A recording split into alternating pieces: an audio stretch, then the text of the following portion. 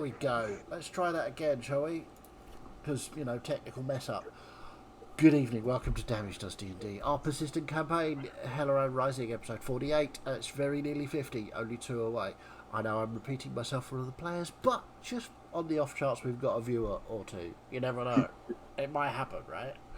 So, anyway, the last we were here, while you were debating what to do next, the dwarves head towards the ruins.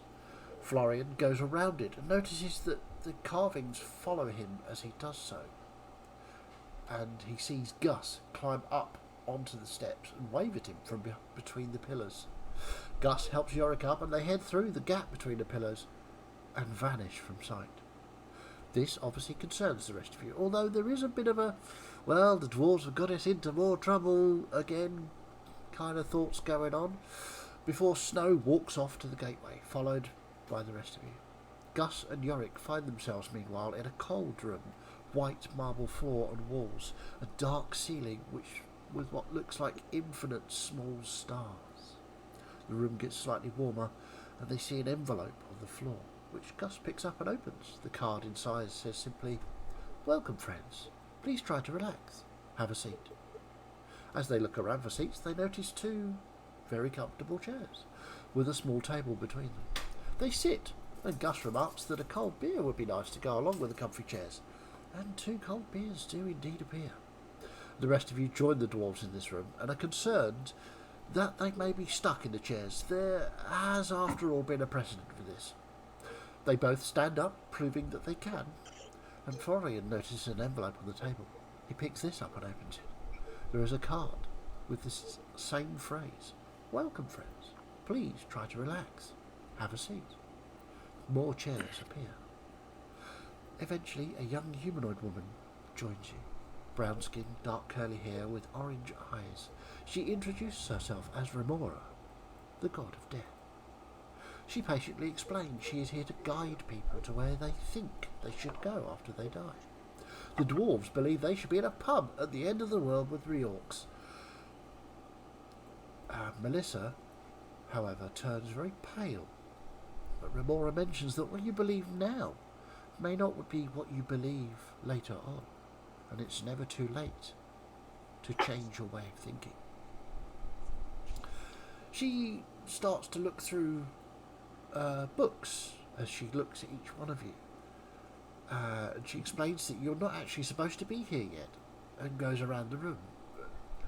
When she gets to Celeste, she says, except for you, you're late. Very late. This confuses some of you, but confirms your suspicions that Celeste is from a distant past. Remora states that you are all free to leave and creates an exit for you, but does, however, warn you that you will most certainly be separated from Celeste when you go back, as you were taken at an exact age. You will be returned at that age, not necessarily at the same point in time from when you arrived here. She thinks that using the Well of Many Worlds may negate that, but is again unsure where you will end up. You debate for a couple of minutes before noticing Remora has vanished. You eventually decide the Well of Many Worlds is the best way to go. Using the well, you appear in a very strange place. A grey paved road leads up to a palace. When you shift your view, the road and palace shift with you. You see strange, tortured beings in front of the palace. Miette yells you need to go now. But as Yorick lays out the well once again, Miette hears that oh so familiar voice of Balo, telling her no, no, no. And Miette stops you jumping into the well and resignedly starts to walk towards the palace. Along the way, she meets one of these tortured souls. He introduces himself as Bunradi and asks for her help escaping this realm before he comes back. Miette agrees to him walking with you, and as the rest of you catch up and all start to walk towards the palace, which has now turned into a shed, a wooden shed, 30 foot by 30 foot, you find the door open and inside there are thousands and thousands of glass jars with what appears to be coloured swirling gases inside. They have nameplates on them. Snow urges everyone not to touch them. Miette Miette looks for Tabaxi-style names, and Snow assists in this, and they find one with Alanth written on it, the elderly Tabaxi you met in the Midwoods. Melissa tries to work out what is inside the jar, and hears the voice of Fiona in her mind, telling her exactly what they are, the souls of those who have dealt with Balo before. Gus then offers to smash all the jars, but is dissuaded as you don't really know what will happen, and maybe these people have made a deal for protection, such as Alanth, or to save loved ones. Nobody seems to notice that Bunradi also takes a jar and smashes it on the floor, laughs, and makes his escape in a puff of smoke. Balo then appears and had a strange, disjointed conversation with most of you about deals and what they mean and what they can be, what they aren't, and so on. Eventually he seems to get bored and graciously allows you to leave. And as you do, Miette searches for any other familiar names and finds one Darcy. Leaving the shed that turns into a palace as you leave, you again see Bunradi slowly being consumed by a large rock. This appears to hurt very much. Balo giggles and tells him that he would never escape that easily. Balo then makes 3 doorways for you to choose from, and leaves you to your decision. Take the wooden door on the right, the swirling green portal on your left, the stone archway filled with blackness and tiny stars behind you, or, again, use the well of many worlds. So, your decision awaits you. There are 4 options, or another one I've not thought of. Let's go. What do you do? Thank you. I hope I didn't miss anything of significance. The one thing you did say is that we debated for a couple of minutes. We don't debate. We're a really quick thinking, decision making group. Yeah, we make snap decisions really quickly. I think I might be in the wrong group. Hang on. Dwarf walks through a door because he's bored. So we're just seeing the wells when we last ended last time, didn't we? We just saw each not the wells, each door. You'd seen these 3 doorways, yes. And what was the black dots and there's one wooden door onto your right as you're standing there. There's a swirling green portal on your left, and behind you there's this stone archway filled with blackness and tiny dots of light, like stars. Any iconography on any of them? Writing, text, check. iconography. Sorry, perception check. Unless you want to go up and individually inspect each one, you can make an investigation check if you do. No, I'll go for perception. Don't want to touch them. Okay. Am I able to be a right pain in the backside? Of course. Because I wasn't here last week. But if I had have been, I would have checked the glass jars to see if Lork's name or his family name was amongst any of them, if possible. Okay, so hold on to your perception check. Let me just do a quick retcon. Okay, make a perception or investigation if you're going to touch stuff. I'm not touching anything. Okay. 19. 19. You search. I'll say that you searched for a while whilst Snow and Miette were searching. And, you do indeed find Lork's family name, not his name. His. Not sure if you'd know it, but his grandfather's name. I probably would in passing, but yeah. Probably. But you recognise the family name. So yeah, sorry. Okay. Going ahead, that's the last retcon. We're just going to go ahead. So, your perception check. Yeah, not the great, but 16. 16. As far as you can tell, there's nothing carved onto the wooden door. It seems to be a plain wooden door sort of hanging in the middle of nowhere. It's quite odd. Well, that looks like the door to a pub, so I think we should go through that one. Perfect. Sounds good to me. the swirling green portal doesn't have anything to it. There's nothing around it. It's just a swirling green mass. The stone archway has two pillars at the side and then an arch over the top. It seems to be completely plain. There doesn't seem to be any carvings or anything in it. I don't think it really matters which one we go in as long as we're away from here. Can't have it not, just in case we go to the exact place where I shouldn't be. Well, we don't know where they go to, so it doesn't really matter which one we choose, do we? I don't suppose any of you magic users can find out what magics are coming from. Nope. Any of them? Well, apparently I'm not supposed to be here. So I'll have a go. Hold on.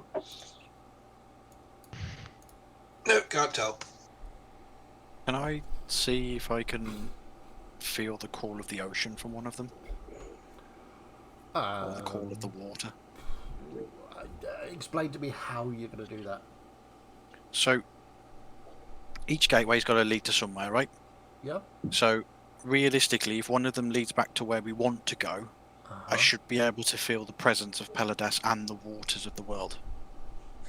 Okay. And if I can sort of connect with the energy coming from the gateway and see if I can feel the call of the water, almost. Okay.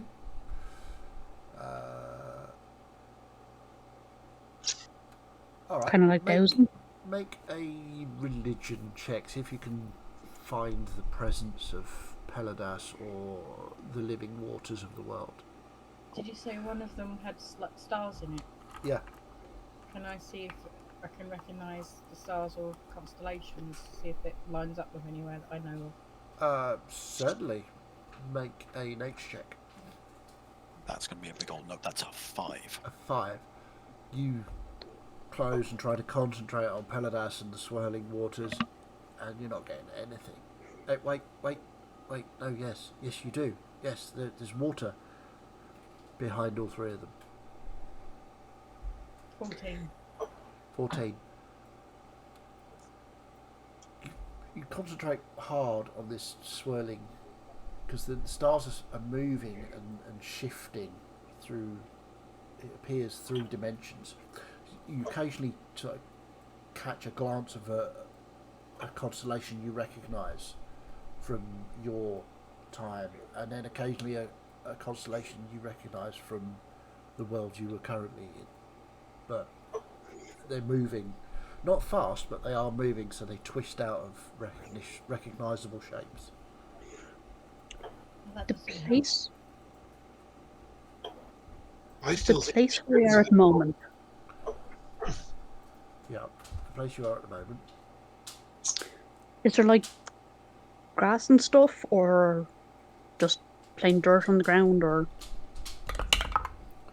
At the moment, there is. It's a bit odd. It's like a children's playground. It's sort of that strange sort of rubbery floor, Yeah. and there's like a hopscotch drawing on one, and then a winding snake and some ladders painted on the floor. And there's a big wall that's about sort of 10 feet high, about 6 feet wide, with a tiny goalpost painted on it and some cricket stumps. Okay. If I take a few seconds just to compose myself and go into a bit of a meditative state, I don't get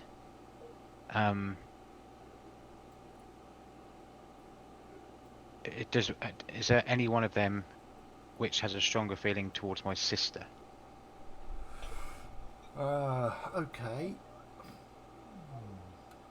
Give me, let's see.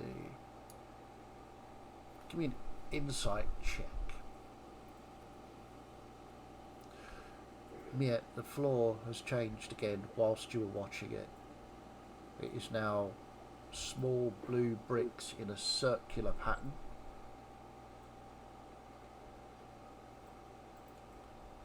Only 13. 13. You're not getting any sense of your sister through any of these portals. Wooden door then? Come on, Yorick, let's go to the pub. Alright.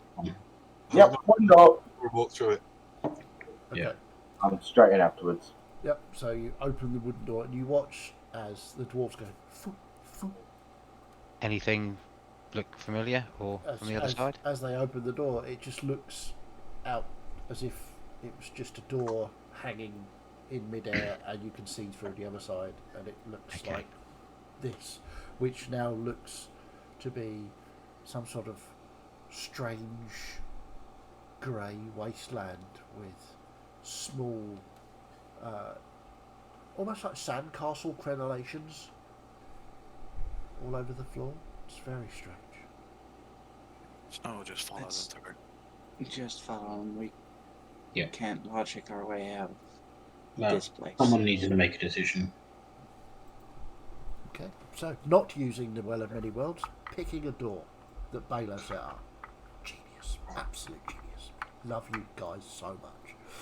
Well, we are the Chaos Dwarves Well, quite. in the realm of chaos. Exactly. So, as you step through the door, Gus, you find yourself in a clearing.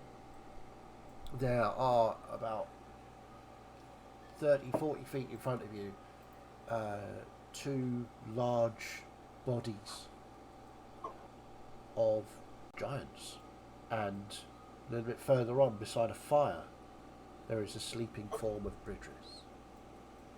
And we're back where we started. I told you that was the right door. As the rest of you come through this doorway, you see you are indeed back where you were. I'll run over and give Bridget a hug. Bridris, Does the doorway disappear behind us? you do not see the doorway. You see the ruins still, but no doorway that you've come through. Snow's gonna run to the shore to see if Clouds and the boat are okay. Yeah, you run down to, which is through that sort of wooded area and down towards the reeds. Yeah, you can see Cloud sort of sitting on the boat, eyes closed, obviously sleeping.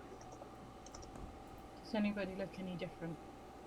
Make a quick perception check. Or insight, entirely up to you. Natural 20. Natural 24. If it's perception, 31. If it's insight, 28. Okay, which would you like it to be? I will go with perception. Perception. Everybody looks as they were. I mean, Trelador is not moving as if he's badly wounded, but he is sort of slightly hunched over, as if his chest is hurting him. But the rest seem to be as they were. But, you know, Trelador was like that before, so... I'll make my way over to the water and check my own reflection as well. Okay, using that same perception check. Yep, you look the same. Do I still have nasty eels in my tummy eating me from the inside out? You don't appear to have. Oh, that's good. Well, it's not painful, so... That's right. I didn't know you did. You're right, you're right. Well done. I did good, didn't I? You did indeed. Shall we start making a move again? Are we gonna camp? No, we can't. Sorry. Well, it is almost dark now. You get back on the boat. But we're not long from we had a long rest while in You did. Laura's realm, didn't we? Yep. That's where we could. But you went through the portal to Remora's realm, sort of late afternoon after battling the giants, and it seems you have returned in late afternoon, just after battling the giants. It has been how long we've been away. Bridges wakes up and is very happy to see you. Hello. Well, that was fun. I ate so much giant. Yes, I can see with all the bite marks. You've done a really good job there. Absolutely. Alright, so where's the... I mean, I'm quite tired, but I will absolutely... Wait, hang on. What's different? Something different about you, Ines? No? Don't think so. She I did have some funny eels in my tummy. that were sniffs at biting you. me. Oh, interesting. What? Eels. Are they still there? I've not eaten an eel before. Are they Well, nice? Well, no, I didn't eat them. They got put inside me by some nasty person. She looks around. Where? Who? Oh, he's somewhere else now. Okay. We they went nice, through a magic thingy and went somewhere else. Then we went through another magic thingy and went somewhere else. It was all a bit crazy. Then we went through a door we thought was a pub, but it brought us back here. So I've I'm been very glad. asleep for like 30 seconds. Yeah, well, yeah, we do travel a lot through funny places. Oh, very weird, Mum. Yeah, but as long as you're all right, that's the best thing. Oh, yeah, I'm fine. That's all right then. How's your flying practice going? Well, watch this. Right. And the sort of dust and bits of giant blow up as she spreads her wings and starts to take off, and then just soars over the tops of the trees. I'll be jumping up and down and cheering. Okay, make a quick. As you watch her, you can. There's a strange lights off to the north. She circles round. Off to the north, a strange flickering, almost like lightning, but you've seen this before. That's Drake fire. Ooh. And Yorick, you'd notice this as well. Oh. That's a lot of Drake fire. You've not seen... I mean, you used to battling like a Drake, and it's, you know, it's a hard fight, and, you know, they throw lightning or fire or whatever it is at you, but there's usually only one. But this looks like there's like at least 20, maybe more, to the far north. So we would, as far as it is, would we think that's maybe in the mountains, or it's definitely not as far as the mountains? I mean, do you think it could well be? I mean, you've not been this far south before, or this... But yeah, you would reckoning, looking at your map, you could say that directly north would be the mountains. You're not sure if those are actually... You would think it would probably on the southern edge of the mountains, but definitely in the mountains. Looks like something big is happening over there. Oh, crikey. I wonder what's going on there, Yorick. That is not good at all, is it? No. What are y'all talking about? It looks like a big fight going on up in north in the mountains. Yeah. As you all look, you could see this sort of like, it's lightning, and then there's like blue fire of some kind, and all kinds of different colours of flames, but it's very far away. But between you dwarves, or? We don't know. Mm. Looks like it could be lots and lots of dragons fighting each other, or something else. You could ask the big man to see what he thinks. Who's the big man? You know. What, you? No. Real. Oh, right, okay. Well, go on then. I heard you're a follower, apparently. I didn't know that. Dwarf. All dwarfs follow Reorx. You don't talk about him. I don't think we've actually spoken much, to be honest. No, we haven't. You're always busy yapping away to Yorick. It's like you two want to have a warm shower or something. I am known for my yapping.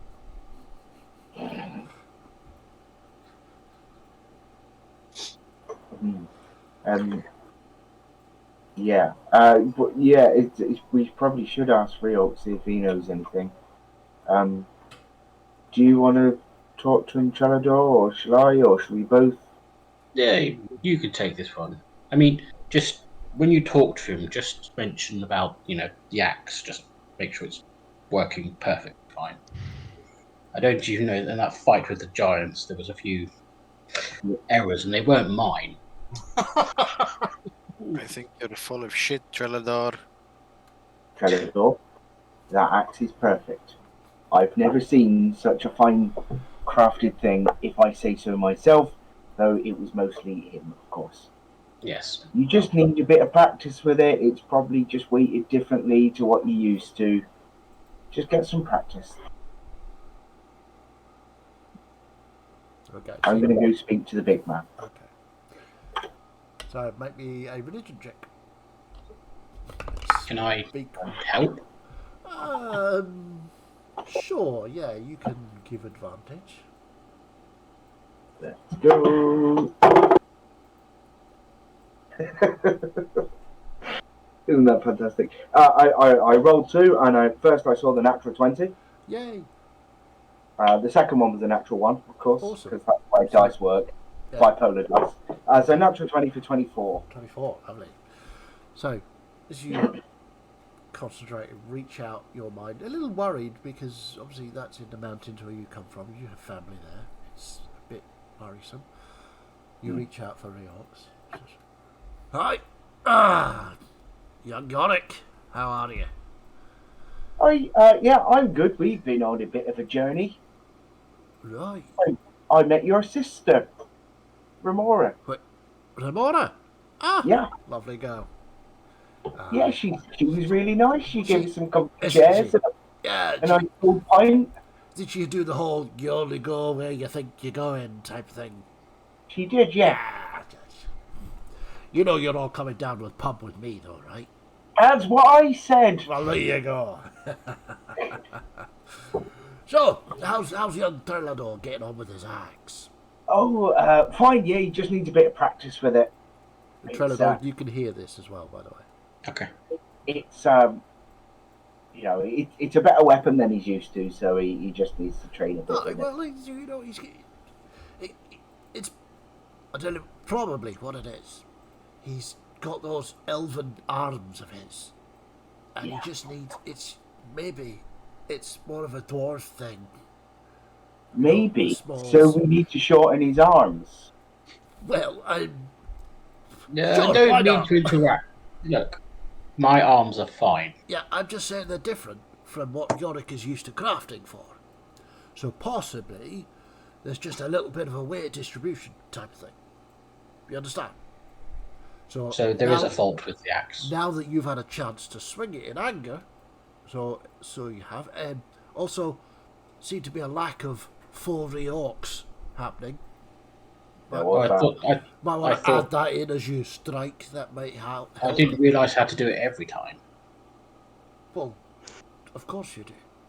Can't you just know Look, that I'm dedicated to you? No, you have to tell the world. I will know, but you need to tell the world that you're the champion of the orcs. You're doing this for the glory of the orcs, etc., etc. You know? Yeah. Okay. Hey, stick with it. I've not let you down yet. I won't say anything to that. Very wise. So, Yorick, it's lovely chatting with you, but Oh, yeah, there was something I was meant to ask. Sorry, I get very caught up. It's always nice to chat. We saw a lot of drake fire coming from the north, near the mountains. You saw that, did you? Wondered if you knew what was going on. Well, I mean, of course you do, but wondered if you would tell us what's going on. Well, there's been a bit of an issue, shall we say? Right. With the shall we say, coming back of my brothers and sisters, and possibly good old mama, the drakes have sort of woken up. So all of them? There's I think so. There's a big fuck off battle happening in the mountains just now. I am overseeing. Unfortunately, there appear to be less priests, shall we say, that are loyal to me than there should be. It seems that a lot of your brethren are, how can I put this, traitorous scumbags. Oh my god. So they are a little overwhelmed. Obviously the loyal and righteous followers of Riox are, I will get as far as I can to safety, but these are dragons. They're not merely the drakes that you know about. These are the big dragons that have slept for millennia. Oh shit. I don't know how much you know, but there was a war a while back where gods and dragons basically tore each other to pieces. Okay. So, I am a little bit busy on that front right now, trying to save as many followers as I can. So, my advice, do not go anywhere near dragons or drakes. They seem to be, how can I say, a little hostile at the moment. Sure. Okay, so you don't want us to go and help up there? Well, that's up to you, of course. You are a brave and fearless cleric of Riox, and as such, I would expect you to jump in at the deep end along with your cousin and Absolutely. and Thank you. the new champion Trelador. Yes, Thank you. I would expect all three of you to be, to do what is the right thing. But as I say, my followers have free will. They go where they will, they do what they will, for the glory of Riox. Okay. I'll see if I can subtly direct our group to go and help with that. Aye, you are ever the subtle one. Yeah. That's why you're my favourite cleric. You're not a cleric, boy, shut up. Yeah, you. Oh, and tell Gus. He wants to be very careful with Britris at the minute. She, he, it, may feel the call of her ancestors. Now, she's only known you lot, so hopefully that will have imprinted upon her. But Never trusted her. well, it's not that you can't trust her, it's just that she may get ideas that she should be, frying and eating dwarves. Right.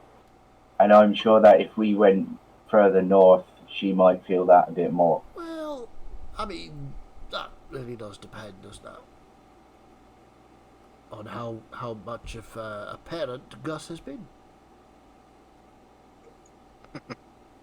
I think he's been a good mum. Well, there you go. I'm sure it'll be fine. So, All right. anyhow, I'm back to...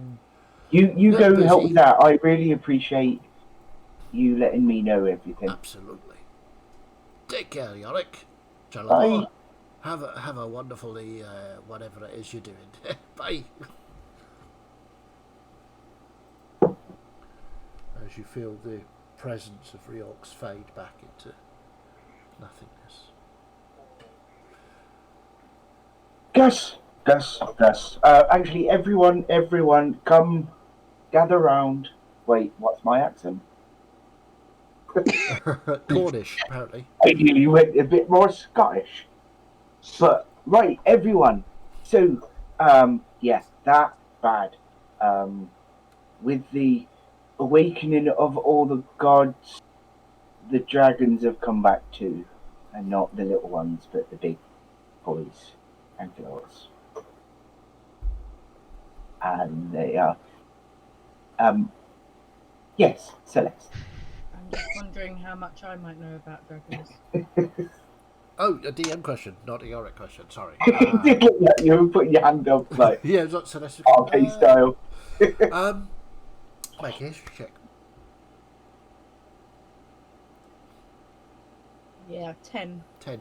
I mean, you've heard back in the annals of time the wars of gods and dragons, but much more than that. Can I join in on that? Being a reader of books and Sure. everything.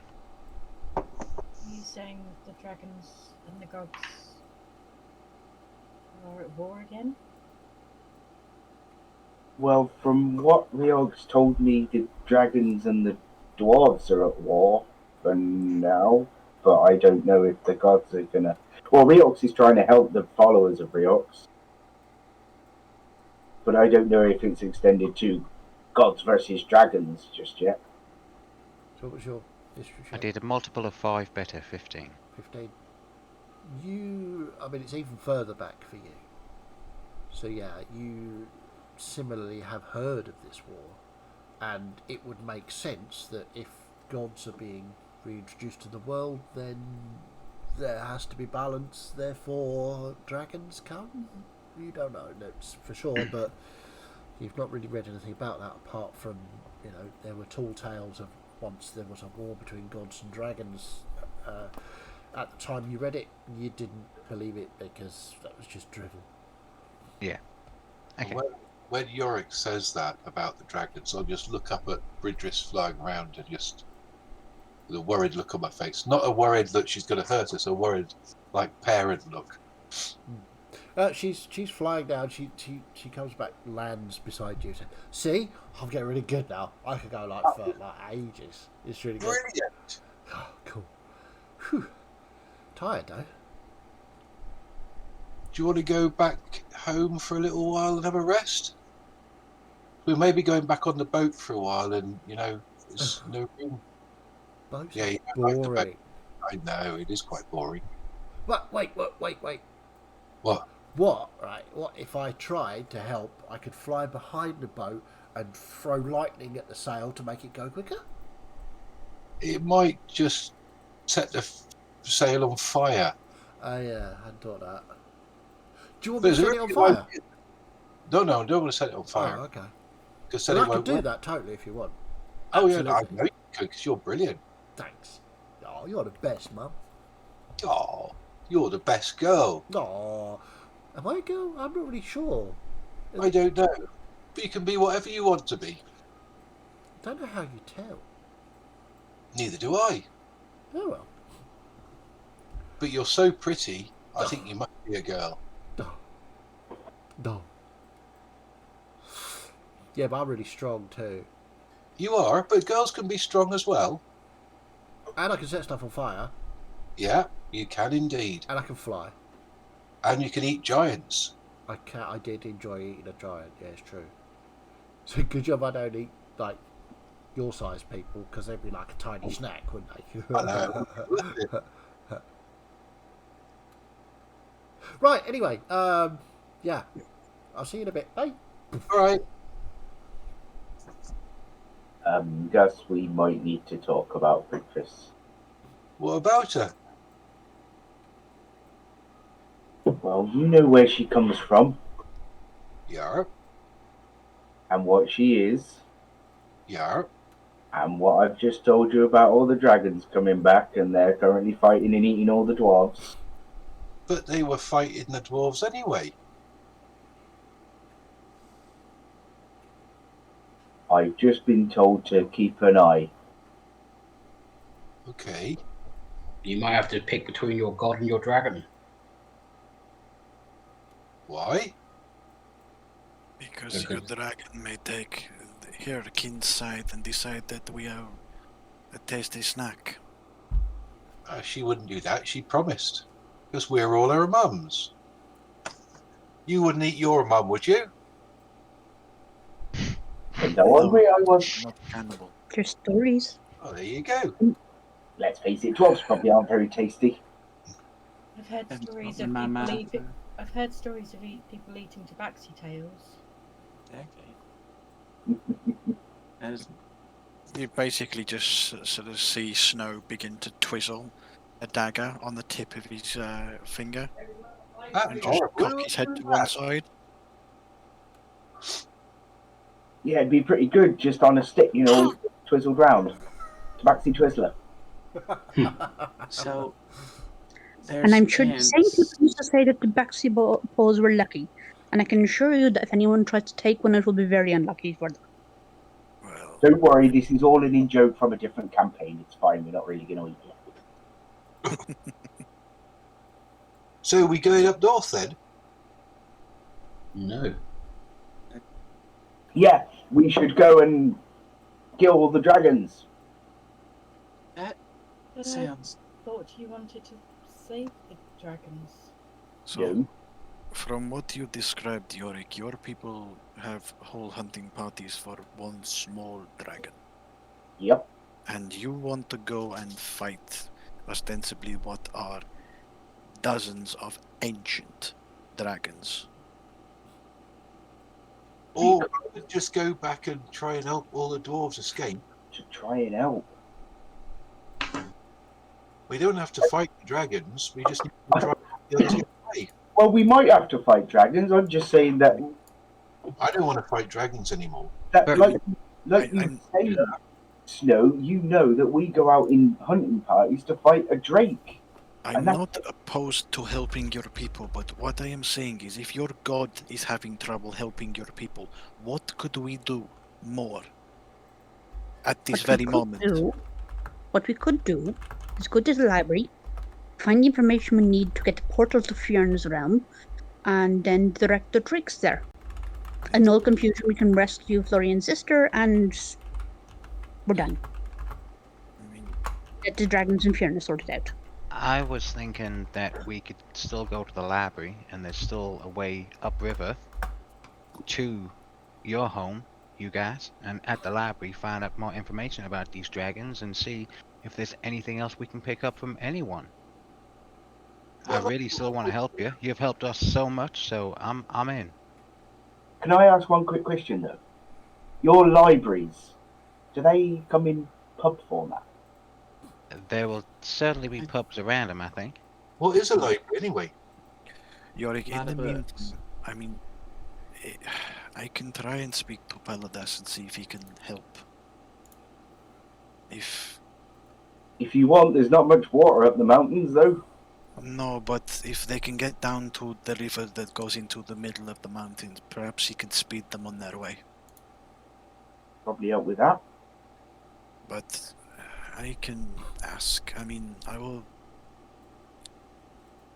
When we're back on the river, I will try and speak to Clouds and see if we can connect together. And I will ask for you.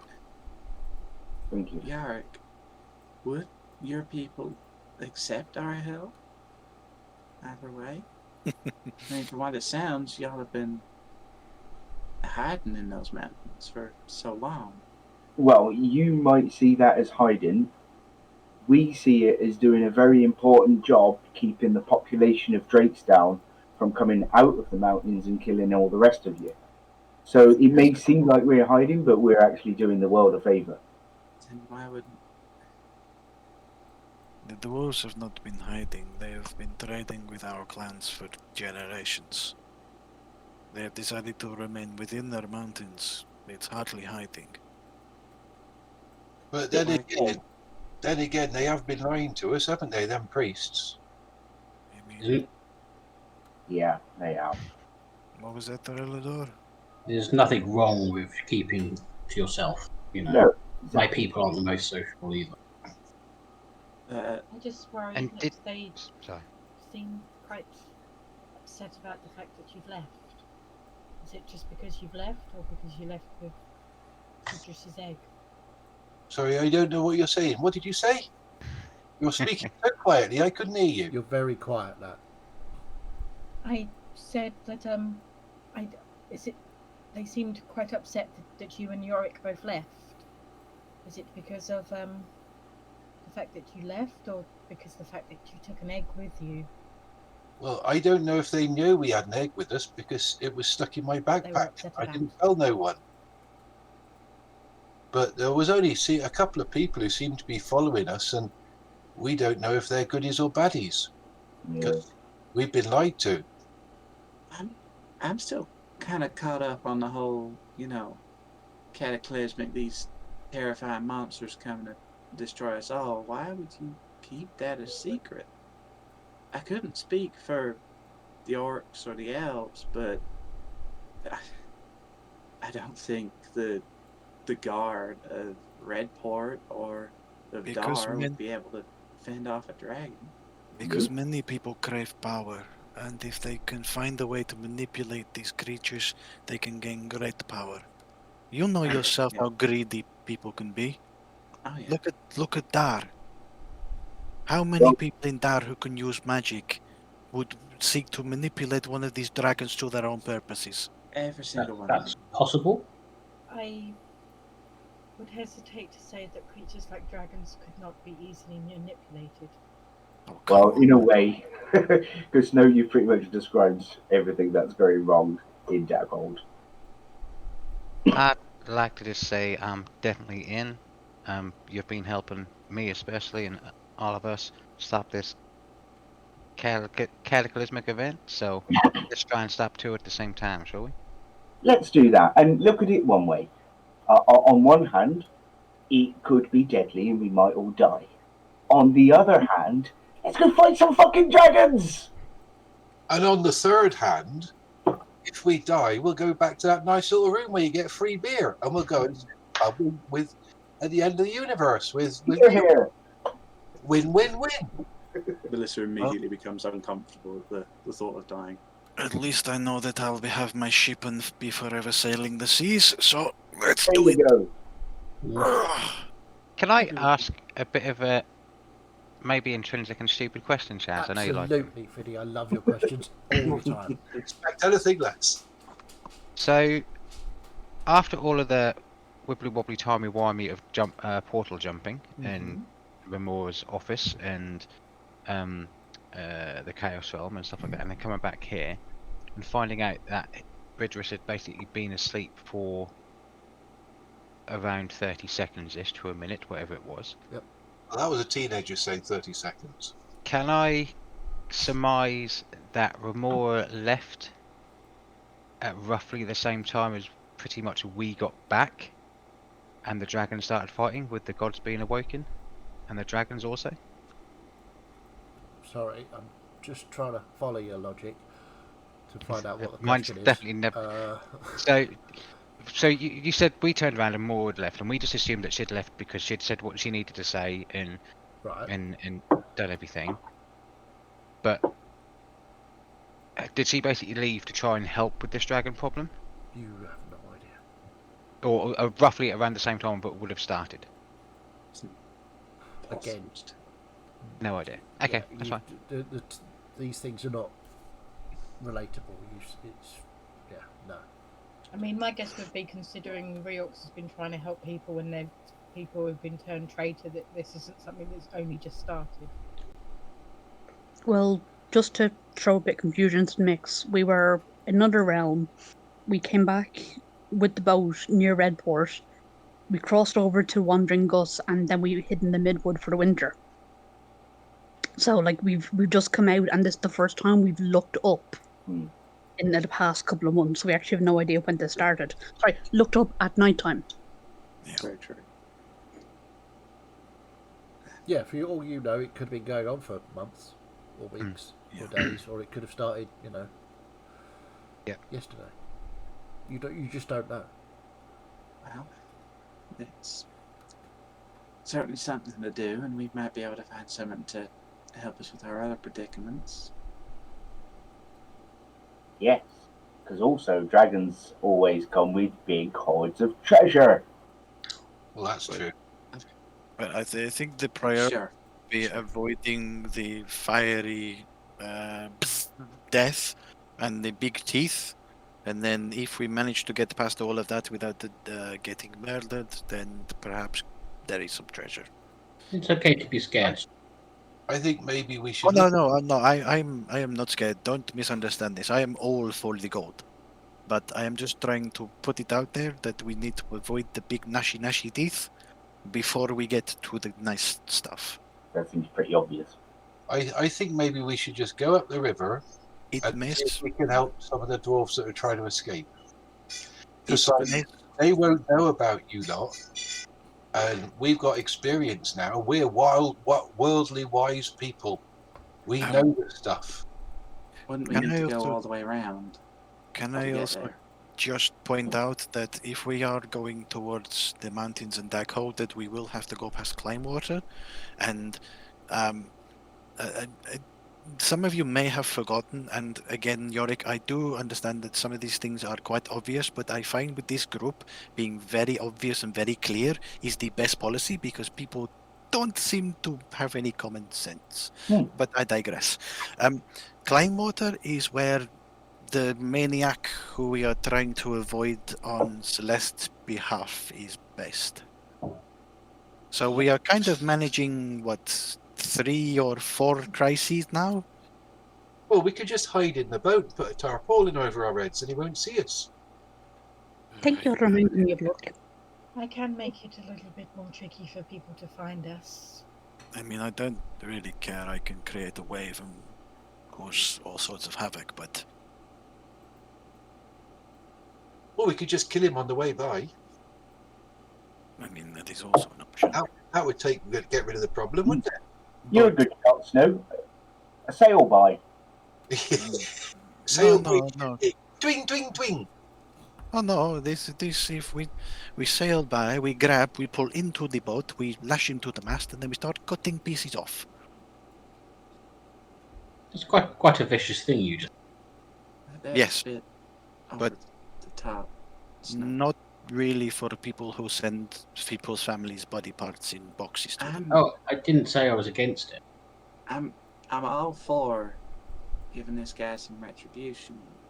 He desperately needs it right now. But there's a lot going. Either that or I'll just, use my powers to force water down his throat, make him almost drown and pull it out, let him breathe, do the same again, etc., I etc. prefer that less blood. He's certainly got You've enough. got some real issues, Snow. Anywho, Hey, I've got the vengeance kink. It is, Me, Yorick, and Gus will pray for you. I mean, I don't need you to pray for me. I've got my own god. Yeah, well. Miet is going to take this opportunity to step slightly away from the group to make a phone call, as it were. Okay. Yeah, I'm going to my boat because I want my boat. Fair enough. So, you approach the boat. What's everybody else doing apart from Miet? I think me and Yorick could probably go to the boat as well, wouldn't we? Okay.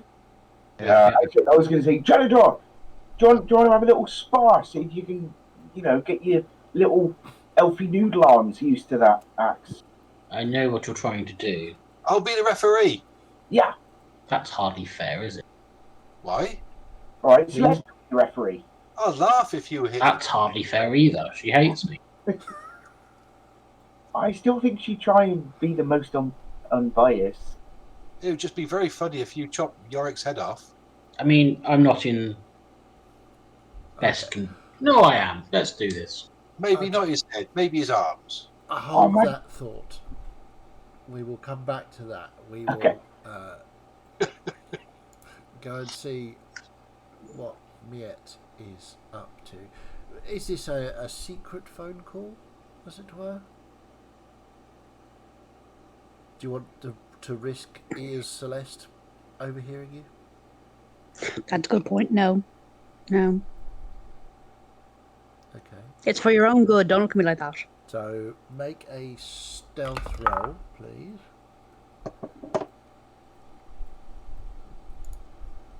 Whilst they're having this conversation.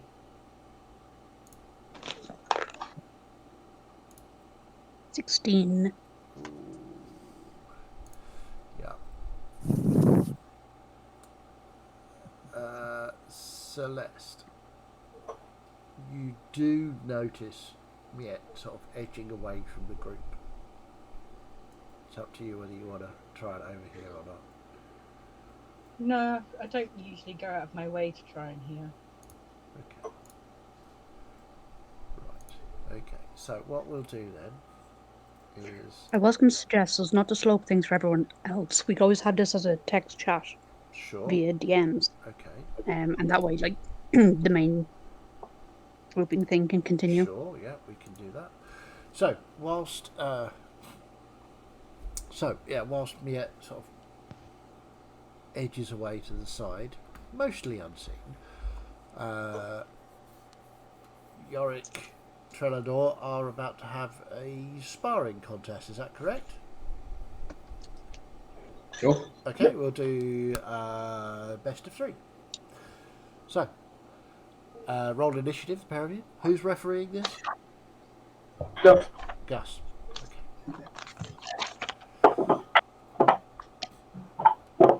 I will be observing.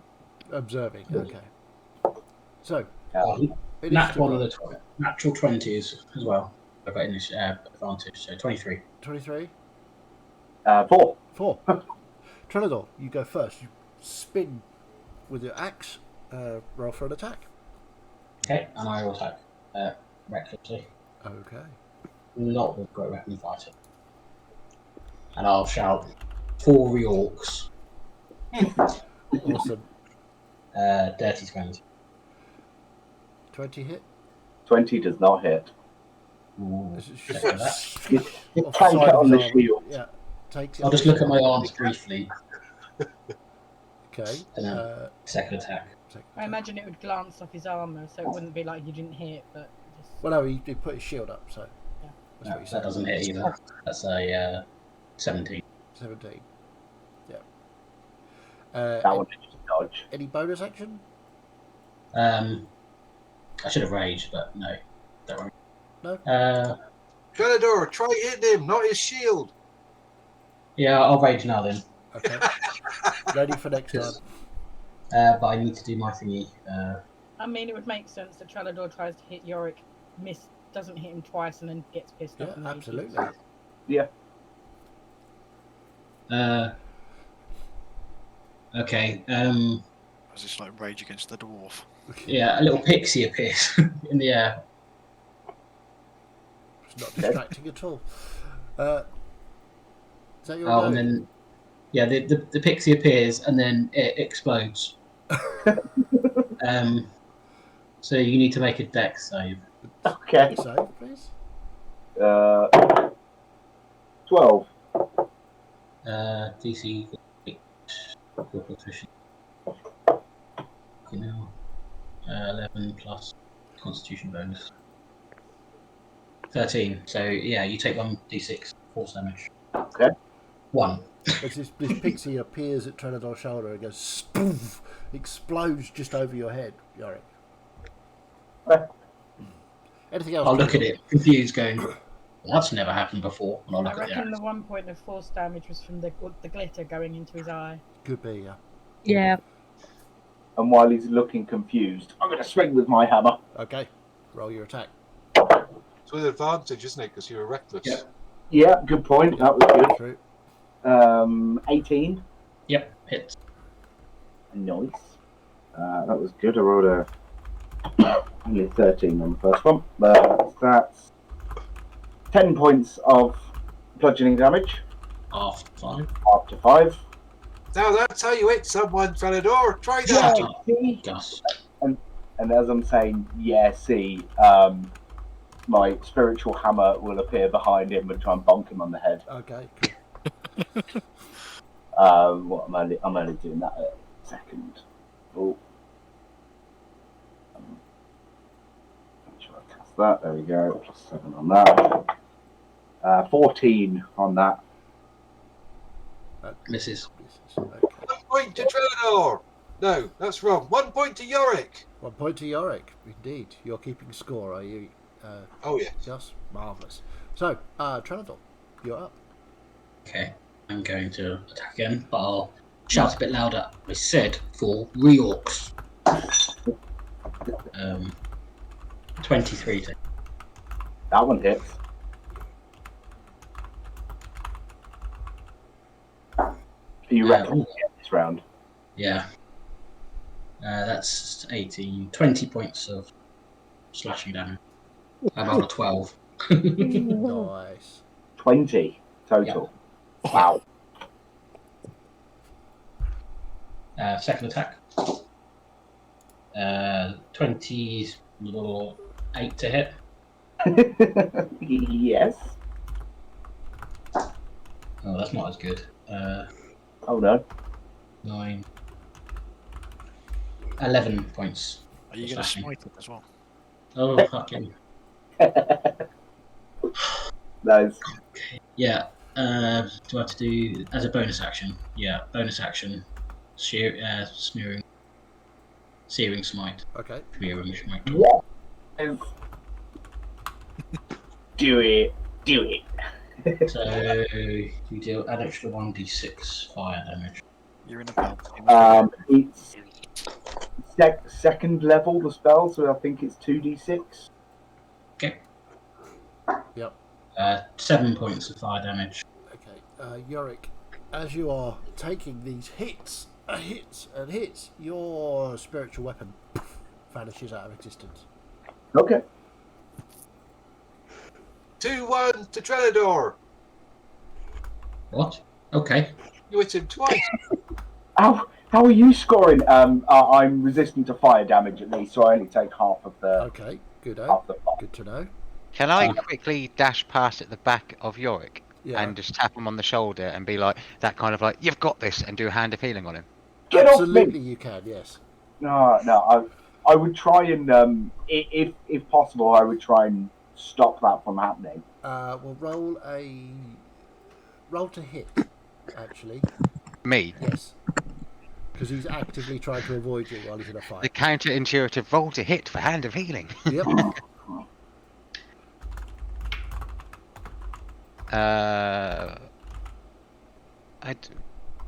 My unarmed bonus, unarmed Yep. attack thing. Yep. Unarmed attack. 21. Does that hit? Well, it wouldn't normally, but Well, he's not if trying you to still hit you. He's just trying to touch Yeah, you. So I yeah, would say that he manages to get the spell off and roll Yeah. away. that's what I was going to say. Like, ignore armor, because if he touches the armor, it still works. Yeah. So fair enough. Okay. So you get 5 points of healing back.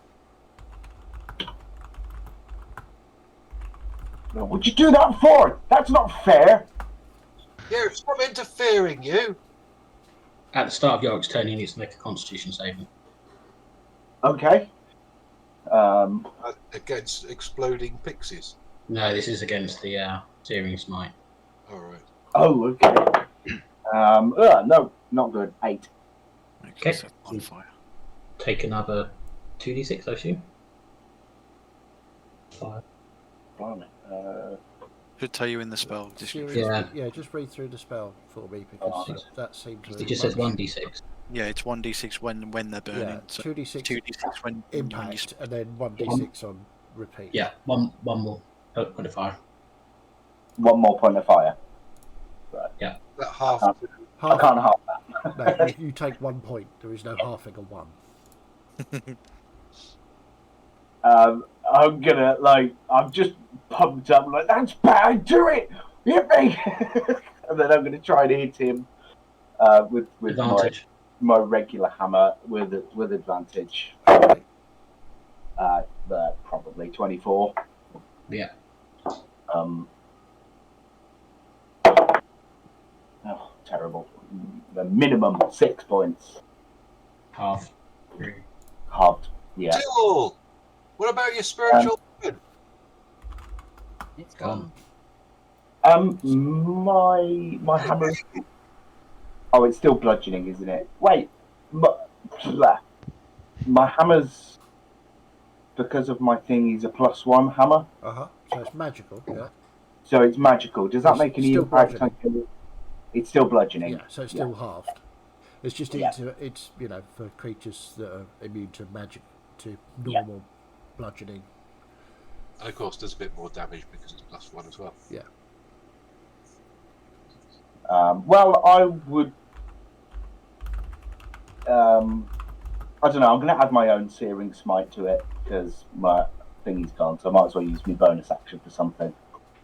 Con save as well.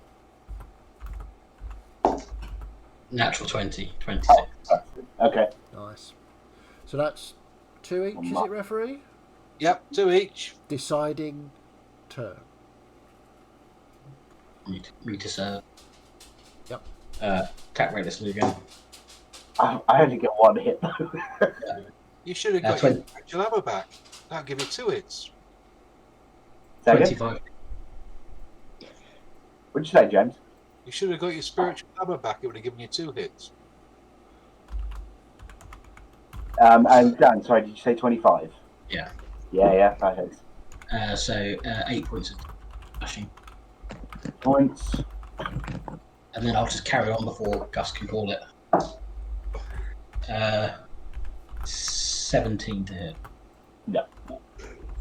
3, And 2, then bonus- 4.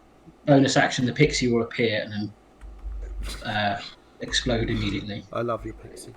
You don't get points for exploding pixies. Why not, damn it? They're glittery. Suicide Pixie. What did was it a deck save? Yeah, I'm just trying to find it. Yeah, deck save. deck save. Brings a whole new meaning to glitter bombing. 16. Yeah, pass. Fine. So the No damage. pixie explodes again, but you take no damage this time. You manage to avoid the glitter. Shield it. You'll be finding it for weeks. Go ahead, you're Anytime you like. Really knackered. It's just been pummeling me. This is your domain, not mine. But I'll have a swing anyway. 19. It's advantage as well. Yeah, I did. And that's 8 points of bludgeoning, halved. Yeah. 3-0. That's a draw. Well, I don't think it's. I think I got there first. Doesn't matter who got there first. 3 goes each, and you got 3 points each. I told you you'd be biased. And you had cheap bloody exploding pixies as well. Gus! What? Is that a shout? With just blood. I think you won, mate. Oh, right. Do you- I'll do you- come over to him and heal him with my fantastic healing. I'll cast a Cure Wounds at 2nd level. And I'll go over to him and just give him 1 point of lay on hands healing. My first ever healing. That's 12 for 11 points of healing. Plus the 1 from... Yeah.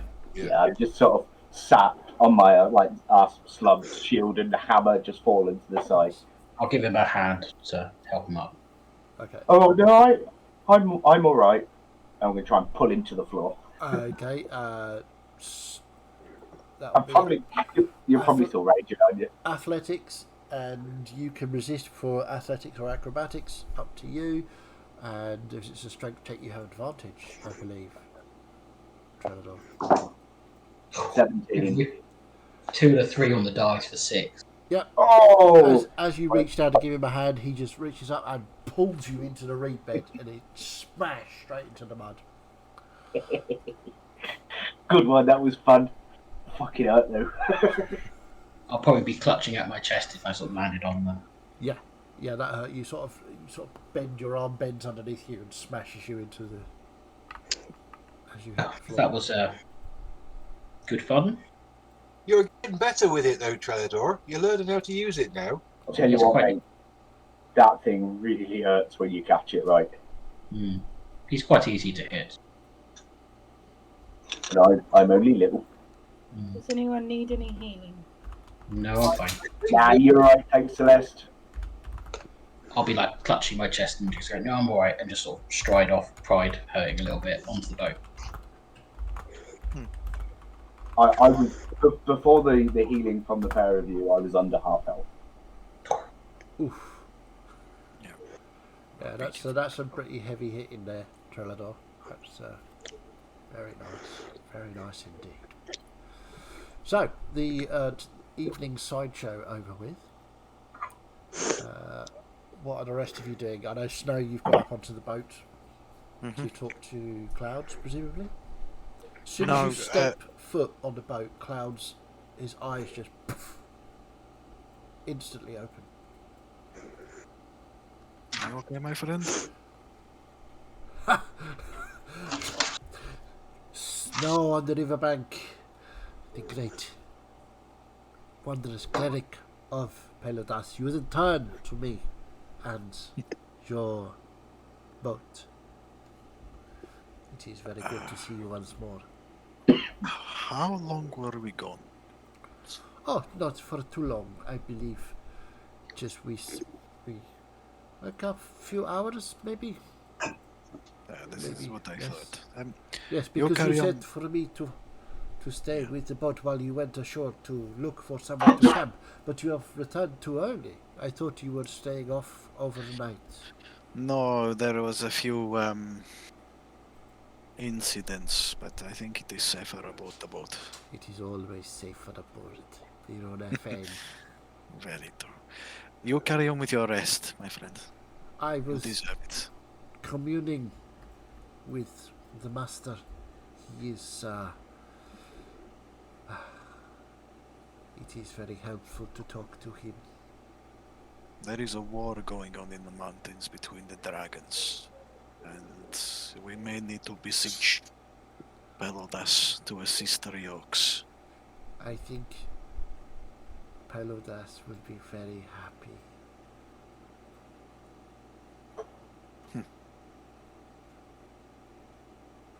Considering who locked him away. Who was it that locked him away? By the dragons, of course. So he will be all too pleased to assist the Orcs then. Absolutely.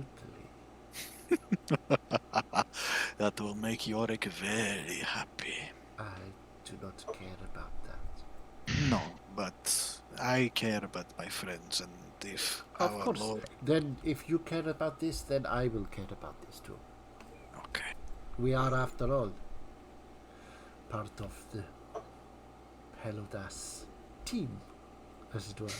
We should get a badge. Oh, we all have will. one. We are all drops in the great ocean. Quite. We follow the flow. And together, even we can wear down mountains. Of course. I will take my position, but you carry on resting for now. Of I will course. call you when you are needed. As ever. And then Snow will go and settle at the sort of tiller position. Clouds resumes his seat near the prow. He just sort of sits there cross-legged and closes his eyes with his hands on his amulet.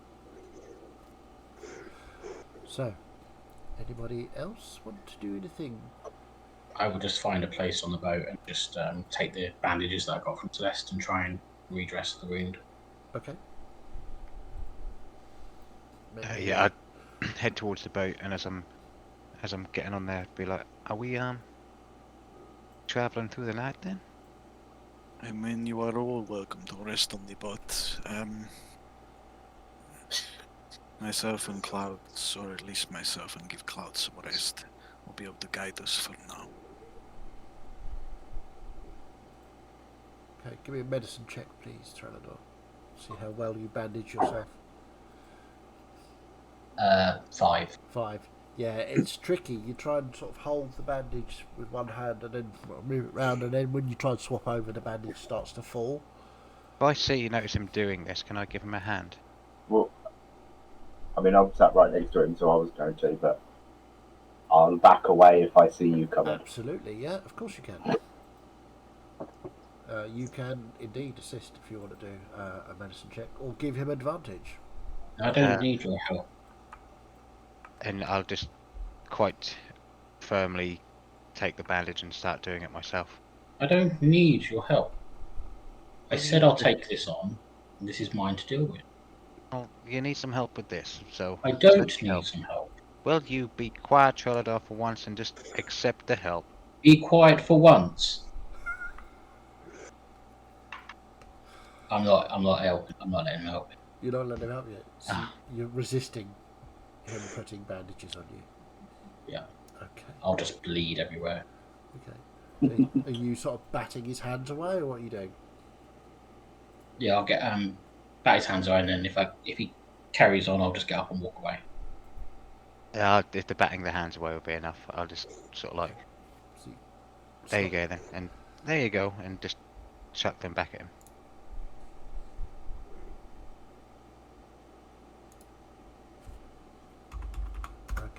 so And then I'll go to another end of the boat where Trellador isn't. Theoretical door slam. okay, storm off. Not I quite like it. that. I'll just leave him to do what he needs to do. Okay, so anybody else want to do or I'm achieve going anything? to wander towards the boat, but I'm not going to get on unless it's clear we're departing. I mean, everybody else is on the boat currently. So that'd be a yes. I don't know if he's departing or not. Nobody's mentioned that yet, but everybody else is on the boat. Seems likely then. Okay, so Miet being the last to board. Most people are sort of sat in corners. You see Trellador and Florian are sat in as far away as possible from each other on the same boat. Bless them. Celeste is internally rolling her eyes. You can roll them externally as well. You know that, right? Yeah, I know, but she's trying to keep it to herself.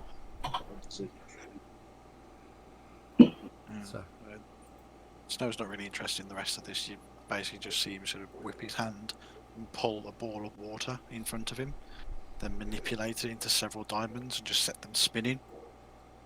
And he's just manipulating the water into different shapes.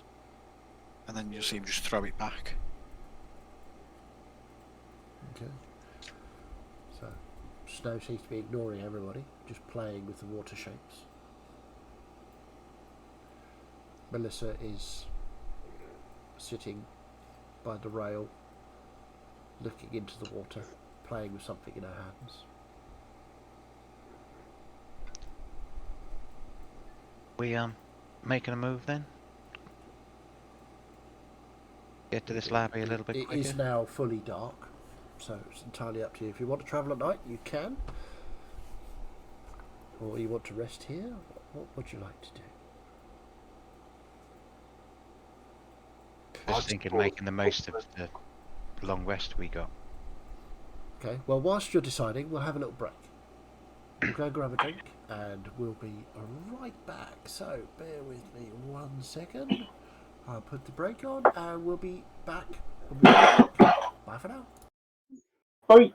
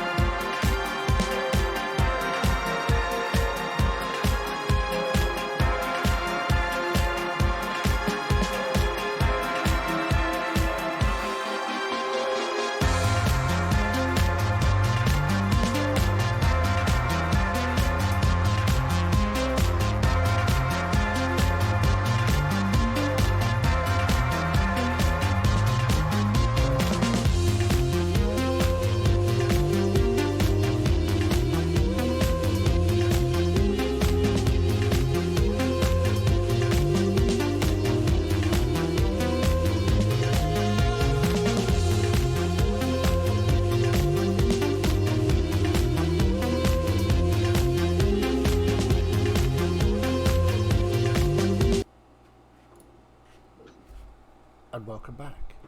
So, before our little drinks break, you were deciding whether you were going to take rests or travel through the night. And I think the consensus was, or certainly one or two of you have decided that it'd be a good idea to take advantage of the rest that you had in Remora's realm. So, I'll hand it back over to you. What would you like to do?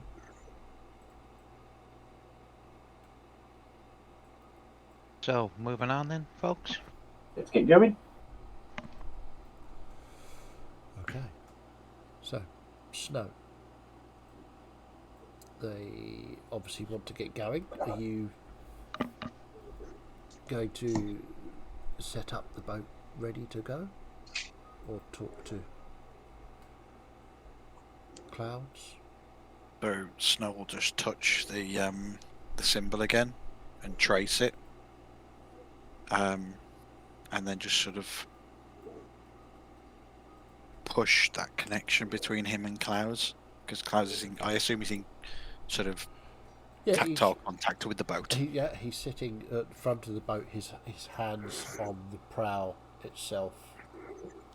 He seems to sort of have this link, so he'll use it. Mm-hmm. And then he'll just sort of cock his head to one side and just nod to him. And does it back?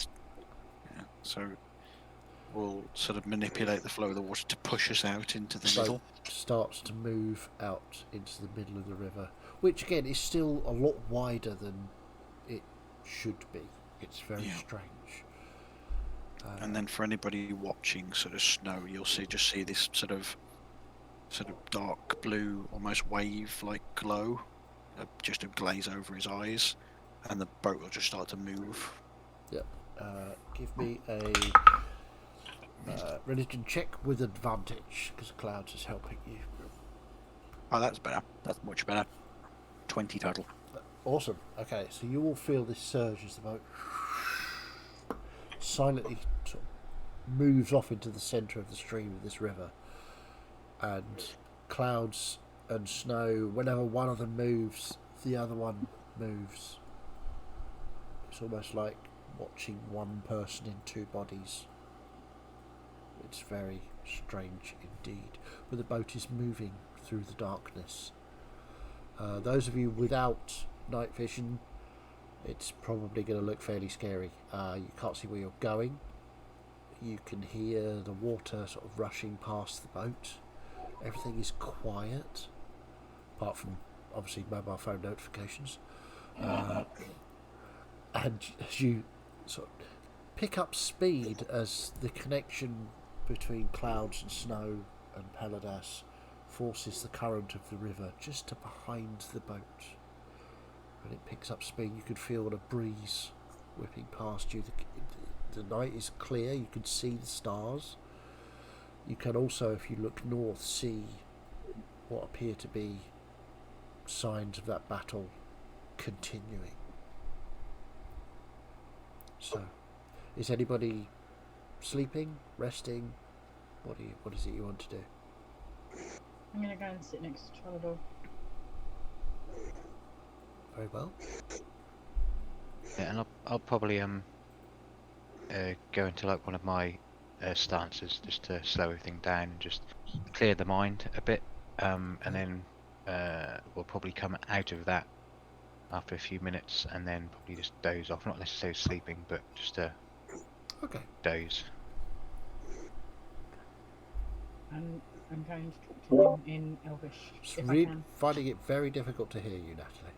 Sorry, I don't know why. Yeah, I'm going to talk to Trellador in Elvish. Okay. Quietly. So I'm trying to make it so only he can hear me. Okay, let's have a stealth check, please. Does anybody else actually speak Elvish? Yeah, I do as well, but I'm definitely not paying attention.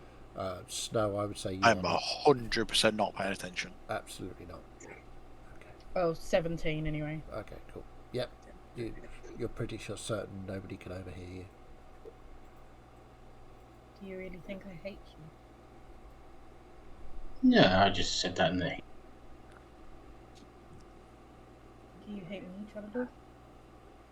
So I don't hate you. Don't hate anyone. Will you let me help you? Don't need any help. Everybody needs help, Trevor. And you look at the bandage he's attempted to put on, and it's pretty laughable, really. It's sort of, he's managed to get it wrapped over his shoulder and around his chest, but a lot of the wound is not covered. Will you please? For my sake. It's not that bad. I mean, I know Florian made a big deal out of this, but really not Trevor, hurting that much. once in your life, let somebody help you, please. I don't need any help.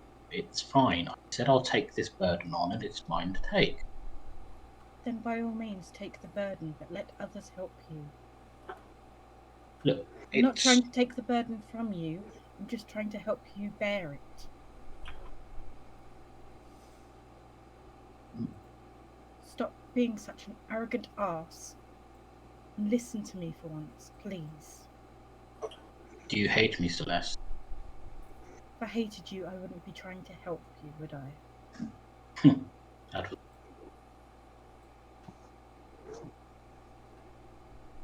Maybe you could help. I seem to have pissed off Florian. I'm not great at talking to him. So maybe you could go and patch that up. Tell you what, I'll do that for you if you let me patch you up first.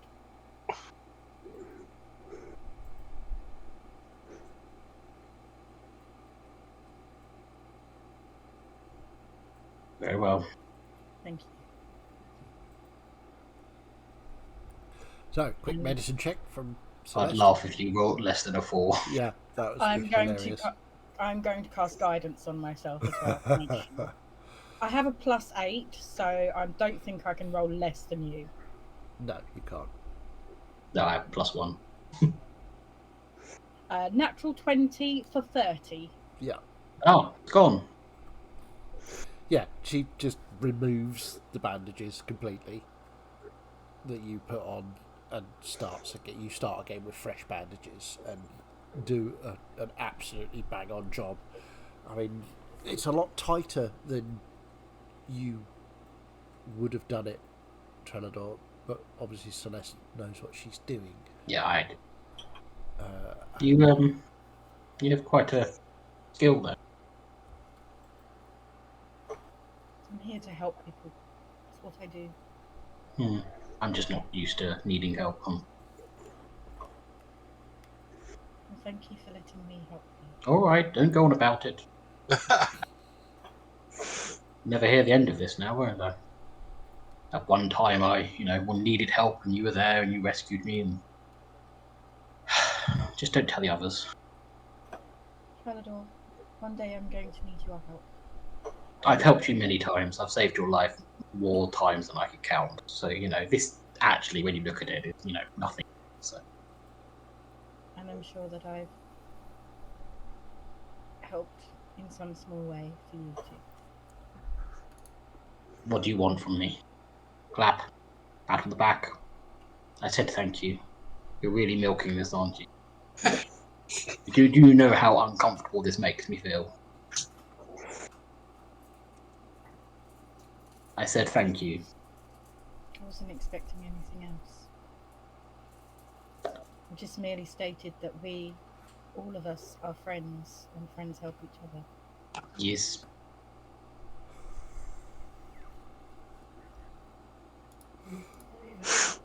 Well, this has been wonderful. Maybe you can Always speak the to Florian. highlight of my day. Maybe you can go and speak to Florian for me and fix that. That would be appreciated. I will do what I can, but ultimately, you need to start making the right decisions and the right choices.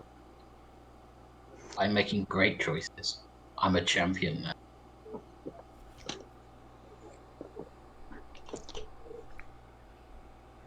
But who are you trying to save? And at that, I'm just going to walk away to go and sit next to Florian.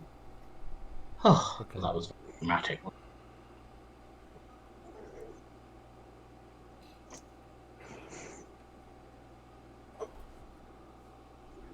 So, Florian, Celeste parks herself next to you.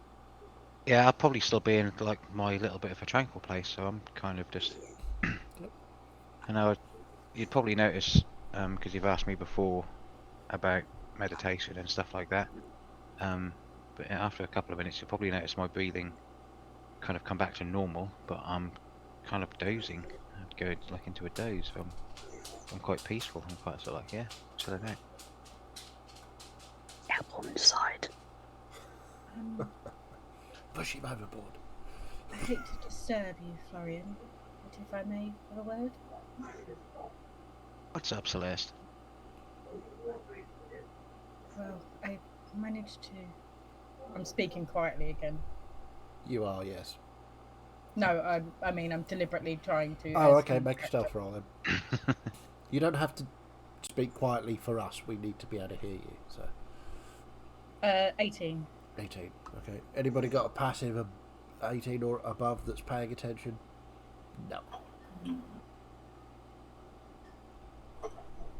Managed to convince Trelador to let me help him rebandage, as he did a terrible job. So, That's good. but he also wanted me to come over to speak to you. Okay. What about? I don't know where my accent's going either tonight. Jesus. Sorry, that's my fault. I mean, the gist of it is, he's a bit of an arse, and he doesn't really know how to talk to people very well. But I think he's concerned that he has upset you, but he doesn't know how to convey it. My eyes are still closed, by the way. I'm like proper chill at the minute. Just as a reference or point Yeah, of if absolutely. you I think you're like it. looking at Yeah. me. No, it's he hasn't pissed me off. He didn't want my help, so he's a big strong man, elf, should I say? But if he thinks like that, just let him think like that for a little bit. I think Trelador's problem is he's had to rely on himself for such a long time that he doesn't know how to let other people care for him. Yeah, definitely. He's well, he doesn't really need a lot of help, does he? He keeps saying so. So, I think he needs more help than he realizes. well, everybody does, doesn't they? So, we can. I'm not gonna do this as a trick or as a anything, but let him think like that. I'll speak to him tomorrow. I'm not sure. Just my personal advice. Feel free to ignore. But I don't think playing games will make things better.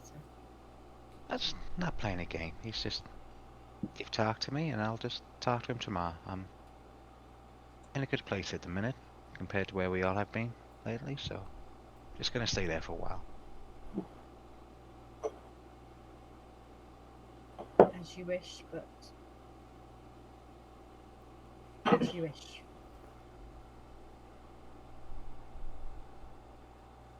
Right. Huh? Is there anything anybody else wants to do whilst this journey is occurring? Melissa? Just doing what I'm doing. Okay. Gus? Fiddling with the Florian? bracelet, looking Sorry, at the Gus? water. Yorick? Wow. I don't know where that came from. I would have just sort of watched the fireworks in the sky for a little while and fallen asleep. Okay, fair enough. So Gus is snoring on deck. Yorick? Yeah, probably would have done the same. Okay. Mihet? I'm sitting up high, feeling the wind in my fur. Okay. It's nice. It's a gentle breeze. And the sounds of the river are calming. As it sort of water sort of burbling along the sides of the boat. You can hear nighttime birds as well. The occasional splish as something dives into the river to eat something else. Presumably, we don't know. We may never know. But yeah, the night passes quietly for the most part. Anybody who wishes to sleep may sleep. If nobody else wants to do anything at all, we will shoot forward to the morning, Get a long rest. and you can have a long rest. Yay. Another one, just in case you needed one. Oh, I needed one to get rid of the damage done to me by those nasty eels. That's very true. Because Yeah, that I happened. definitely needed one. And Yara needed one. I was fine. I'm just gonna have to go for a couple of minutes, Chad. I just need a phone about work. I just missed one whilst we were doing that. So Yeah, of course. You just try to get out talking to me. It is, yeah, that's exactly what's happening. So, as the boat continues on and dawn approaches, you can see behind you as you are going southeast, well, just kind of behind you, the sun rising. And it's beautiful. There are no clouds. The sun gradually comes up and turns the sky from Hello. sort of yellows, dark oranges, mauves into a bright yellow, and eventually daylight comes over. And most of you awake at the dawn. The sun is warm. The noises of the river haven't changed, but it feels subtly different in the daytime. Night was calm, day feels a bit more alive. There are more animal noises as you carry on down the river. So, the day is yours. What would you wish to do?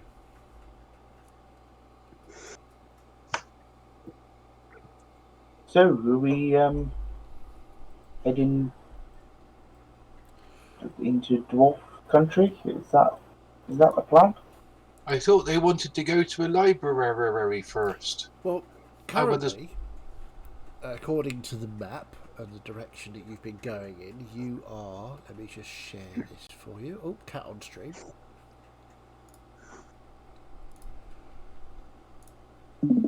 Just show you this. You are about there-ish.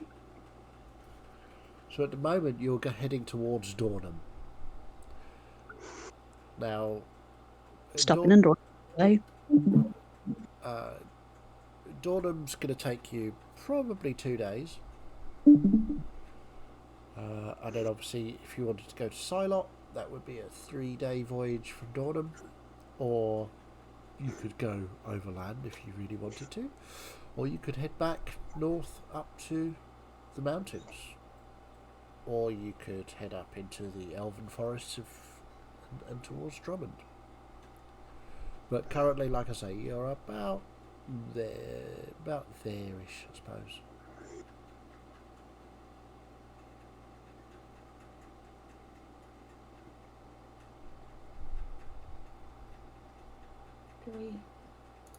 Have we made a decision of what the plan is going to be?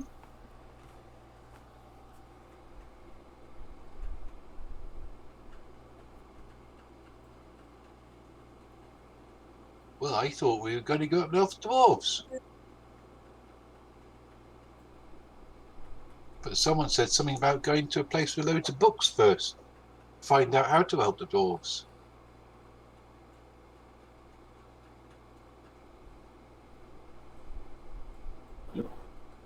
Okay. So unless anybody says anything otherwise, you're going to Dornham, or are you going to just when you get to the junction, head north? You've got a couple of days to decide, so.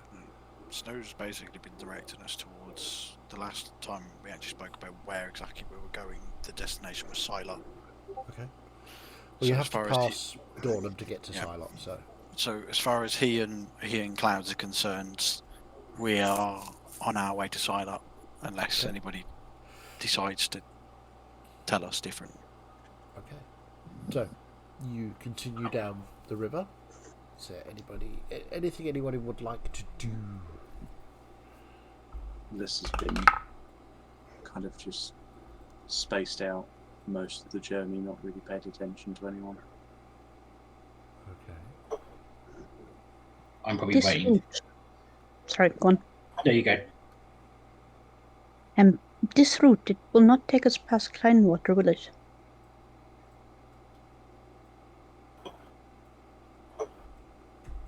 No, it Will will it? absolutely not. Echoing silence. Yeah. Because, that was addressed to, the other players, not the DM. Again, not paying attention, so wouldn't answer. I'm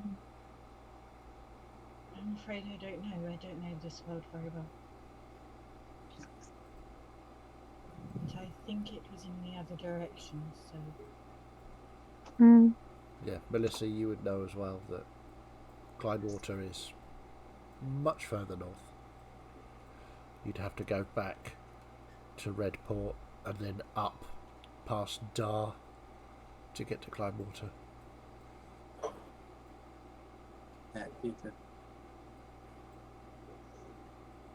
It'd be the long way around if we went that way. I understand. Say there's a river north from here. I understand the business with the dwarves is pressing, but we could make reason to pay Kleinwater a visit when we are done. It seems everything we have is pressing at the moment. Yeah. It's a shame we cannot be in two places at once. I'm sure that could be arranged, but I'm not sure what the cost would be.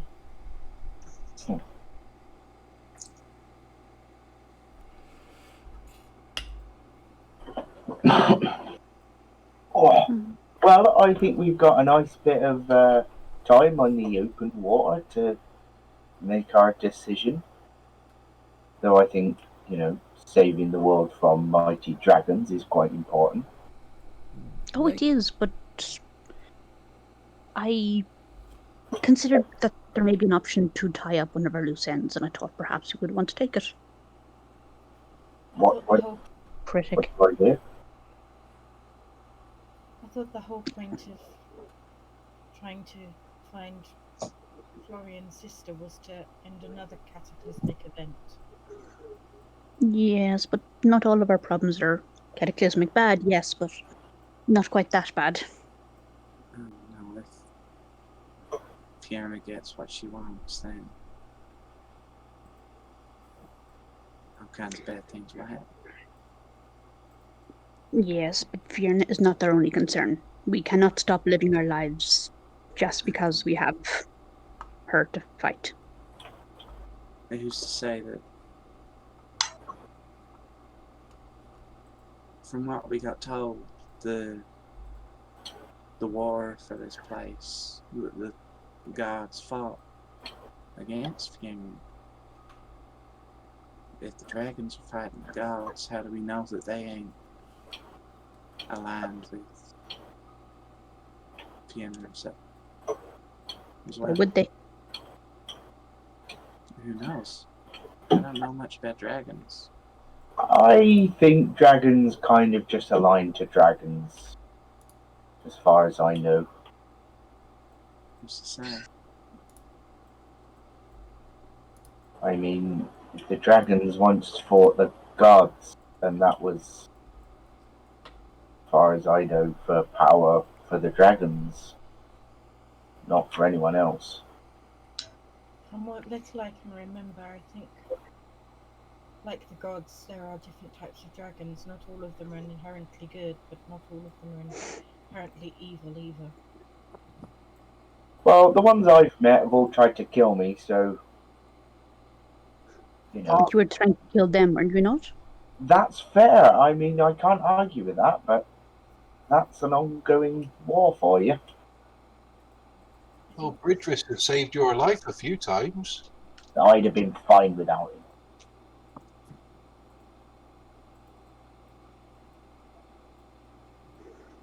I'm just saying that in circumstances such as these, it's rarely as simple as black and white.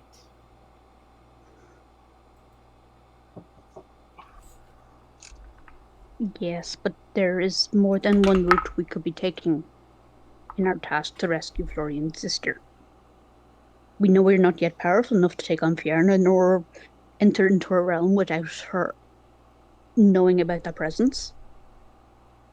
So any small things we can do for goodness, surely that would help a greater cause.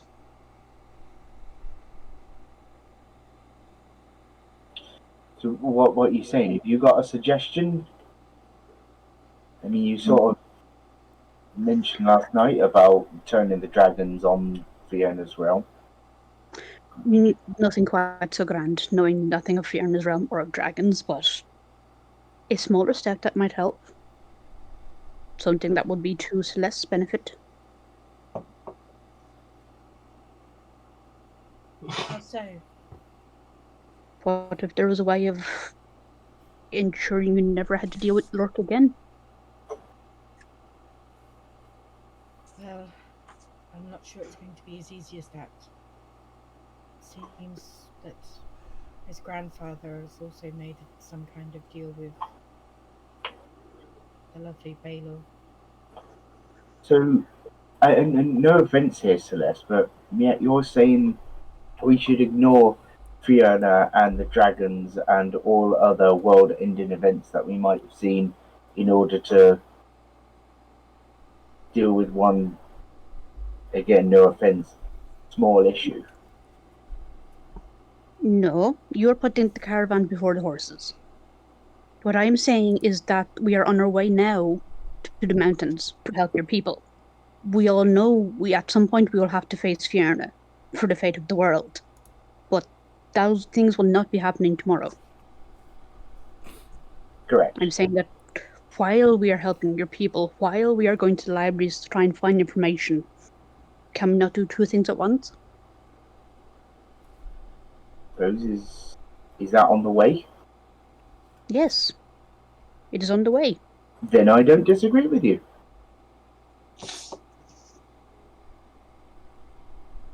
We have a lot to think about. I It don't is not disagree with your plan yet, but we absolutely can leave those plates spinning on their own.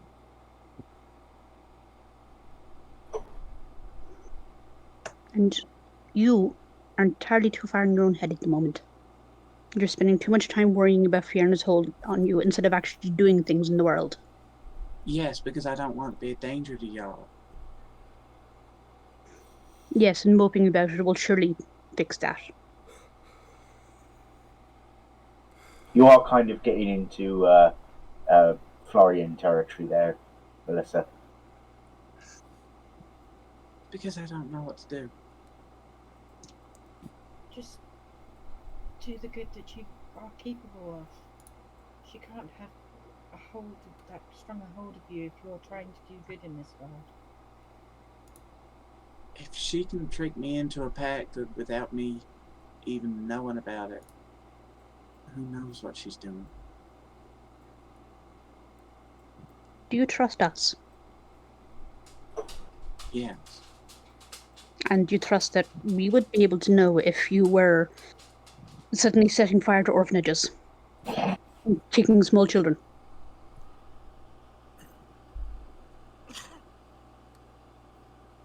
Do you think we know you well enough to know if you are acting unlike yourself? I understand that, but I certainly do, sorry, sir. the conversations in Remor's realm has gotten it reminded me of the danger I'm in myself. We're all going to die, Yes. Melissa. And I don't particularly want to. Not now. Who says it's going to be now?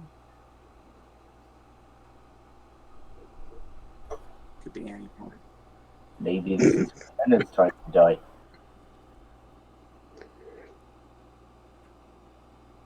Who knows? If you're going to give up, then you might as well be dead. Are Well, you giving up? if you want to be safe when you're dead, start worshipping Reorcs and come and join us in the pub. Perfect. Sorted. It's all quite you need easy. to do. We can play darts and dominoes. It'll be a great time. And we can have fist fights and drink lots of beer. Watch me beat Yorick again. Yeah, see? Wait, no, I'll get you next time. Reorix ain't my speed. It's I didn't think it'd be my speed, but I mean, if it's not, there's always Paladas. You go speak to Snow. that I point towards clouds still concerns me, so I'm Yeah. passing You need that. to start worshipping know- Remora. You seem to be always thinking about death. And she was very nice. She was lovely. It's I'd be lying if the thought hadn't crossed my mind. But I'd still rather learn more first. What about? Remora about this supposed war that happened. Both the one involving the dragons and the one involving Look, you need to gods and get out fury. in your head. You take so much time thinking about stuff, you never actually do anything. So many Just such the times. last time I acted without thinking, I ran away from home. Uh-huh. I almost ran into the jaws of goodness knows what in Dar. Yep, us too. You're still here, aren't you? So You why just- worry about it? You just described exactly what Gus and I have done. We're Yeah. fine. I Happy as ended up Larry. in another world where I shouldn't exist. Well, I don't know who Larry is, but I'm happy as he is. He was a lovely bloke. I met him in the pub once. Oh, right. That'll be all right then.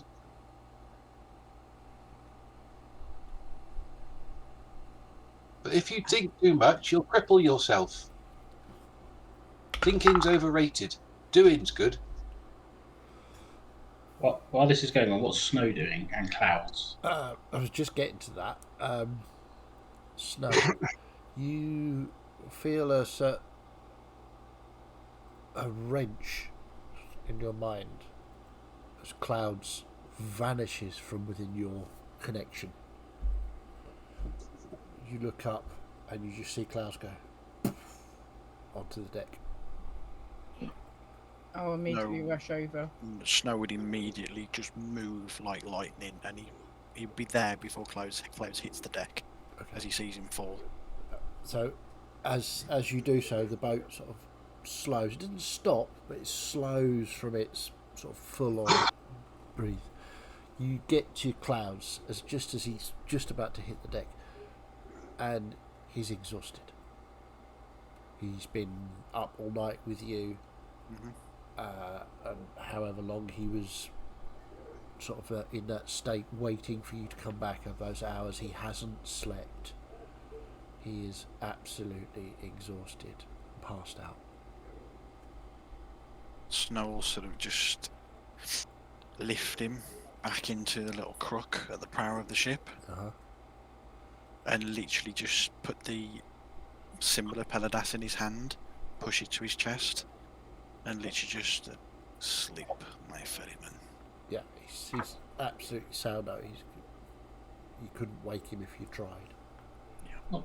I want to go to Snow. What's your deal with him? You seem to.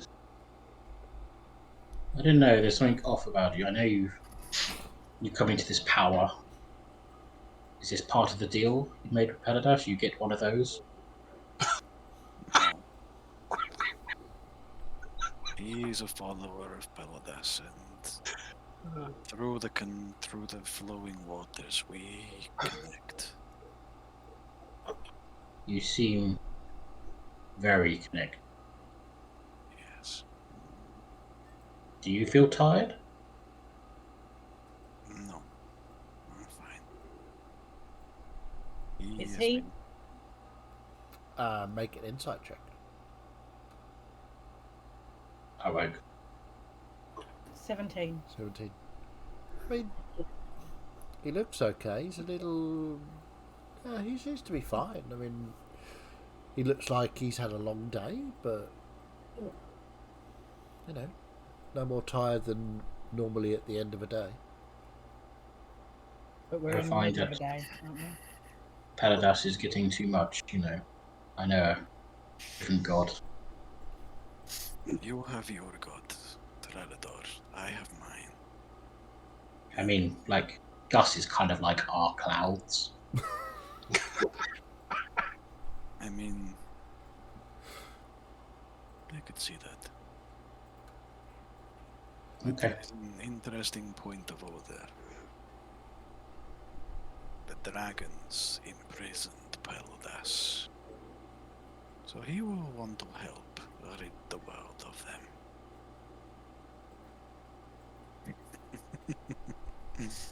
Sounds like a valuable ally to have. I don't think it would take much convincing to ask him to help Reorx, but whatever you do, leave Clouds alone. He needs to sleep. And he'll just sort of walk back to the tiller, Okay. and you'll sort of see him grab the amulet, take it from around his neck, and he'll sort of pin it, almost sort of slotting into the indentation of the mark. Uh-huh. And sort of you'll see that he won't dive as deeply into it, so he won't be going as fast, but he will start to push the boat again. Okay, on make his a religion check, please. Straightforward. 17. 17, yeah. It's definitely not as fast as before, but you do feel it as the ship sort of picks up again when Snow resumes his place. And yeah, I mean, Snow, you instinctively know the river layout, so you know that there's a junction at Dornham where you could turn north to the mountains. You've never been that way, but you know there is a pathway, there is a riverway that way, which could lead up, and you could indeed get to Daghold that way, and then down to... That would be in about a day's time, wouldn't it? That we would reach. the junction, yeah, probably tomorrow morning if you stopped overnight tonight. I mean, if you kept going all day and all night, you'd probably get there about sort of, I don't know, yeah, probably midnight-ish, 1 o'clock in the morning. Yeah. But that would mean that you've been up for quite some time. Yeah. And you would be tired at that point. Snow wouldn't go completely under, and you'd just hear this bass rumble come from him, almost like a thundercloud, in just behind his voice. There will be a junction in a day's time. You'll need to decide whether we continue on to Silot, or we head north to Daghold. Be aware, though, the library at Silot may hold answers to the dragons as well.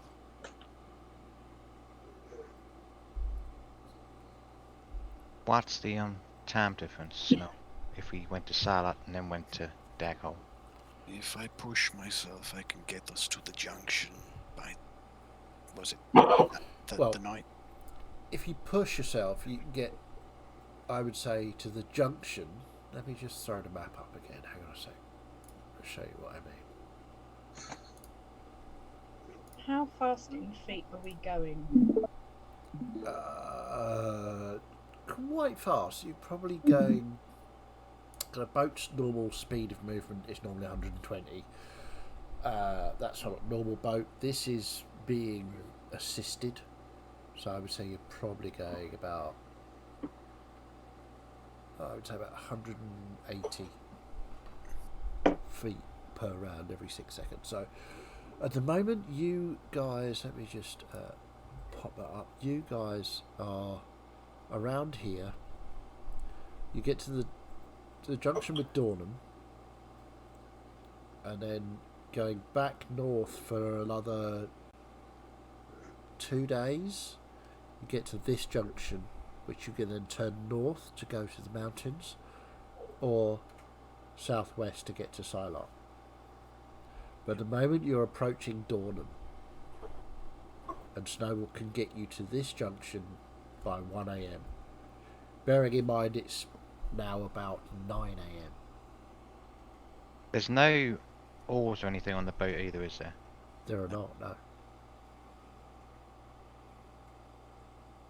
I can get us to the Dornan Junction by nightfall. Well, the hours of the morning. But I will be exhausted.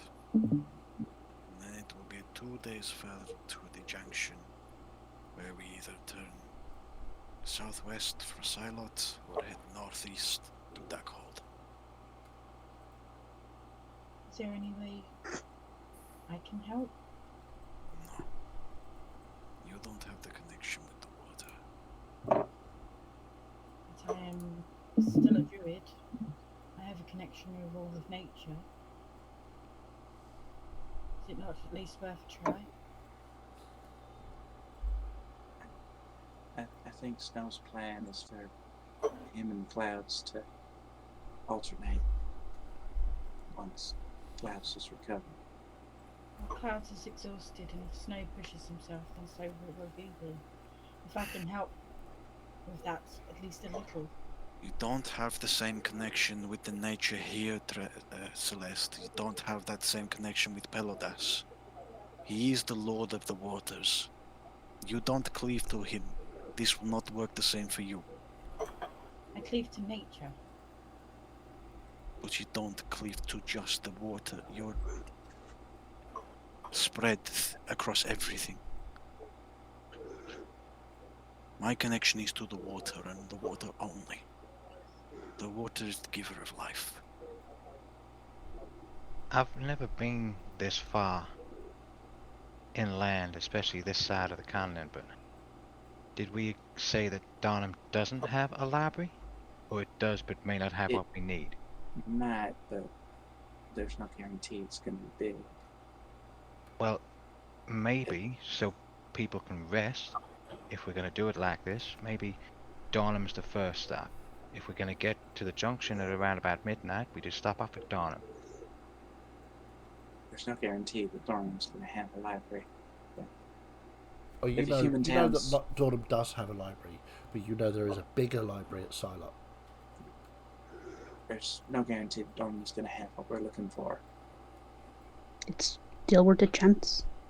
Could be. Definitely worth a chance, and then at least we can make that decision when we get to that other junction to go north to Daco or left to Sala. Yeah. Yorick, Gaz, could you tolerate that kind of delay? A day and It may not mean a day, but I'm just thinking if it's even half a day in Darnham and they have a library, rather than traveling 2.5 days or so to Salat and then back again and up to Daco, we're saving time either way. If that's what we're doing. I can take us wherever you will want to go. Just make a decision.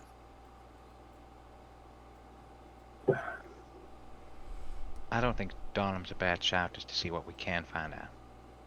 It's on the way. Also give us a quicker chance to get our bearings and resupply if we need to. And there's enough of us here where we're going to be searching for specific things, so we can all jump in and get the job done quicker. Okay. So, you sail through the day. Somebody want to roll me a d20, please? Go on then. I was waiting for somebody else to, but No. I will. Here we go, Okay. boys. Come on, Florian. Ooh, 12. 12. Okay. So you sail on for a couple of hours and you notice the sky starting to darken. Looks like there's a storm approaching. Never seems to quite get to you. Sort of coming very slowly from the north.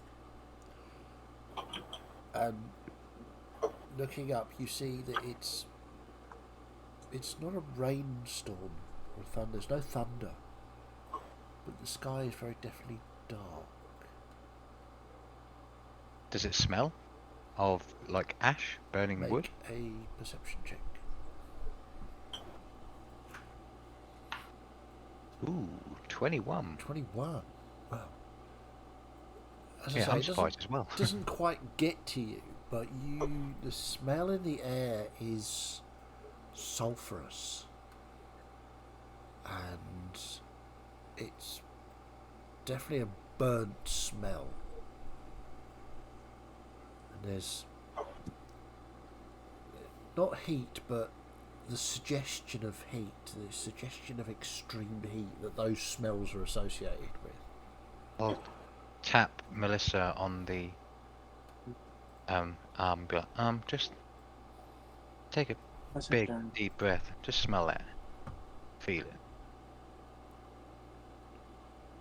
It smells. It's weird. It's not sort of combination you've smelt before. There's no kind of brimstone to bring up that fiendish No, smell. no, definitely not. Just it's a not a sulphur. feed. It's just a sort of sulphurous.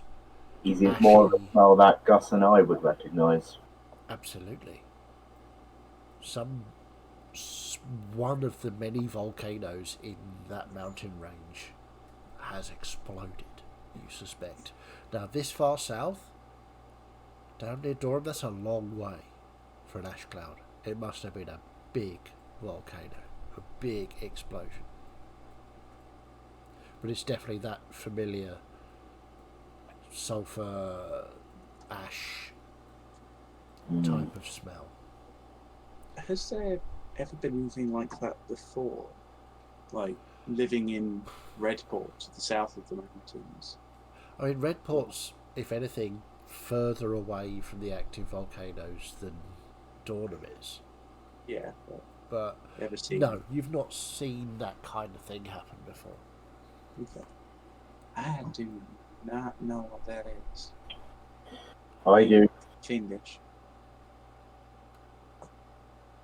I know exactly what that is. Have you guys ever heard of a volcano?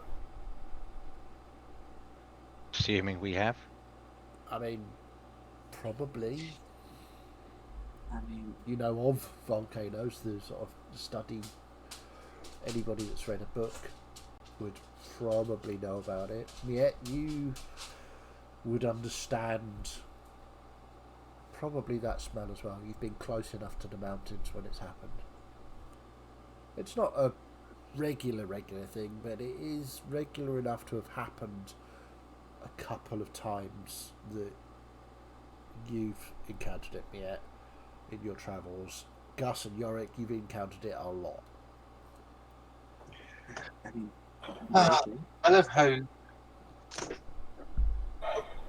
Yeah, but this is a big one, isn't it? it would be come this far. Wonder if it's should got we be dragons. concerned?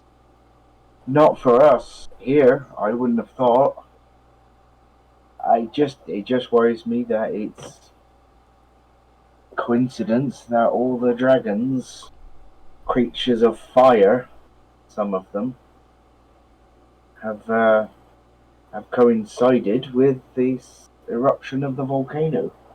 Dragons control volcanoes? I don't think they can control them, but the elements are similar. Can you still contact the orcs? Probably. I've not tried. I don't just want to go, excuse me, Riox, are you still there? You know, just to... Well, He's Is there always, like- he's always come on. there. You did imply that he was quite busy. Very busy at the moment. in my mind, it's kind of already set up then. Straight to Daghold for you boys.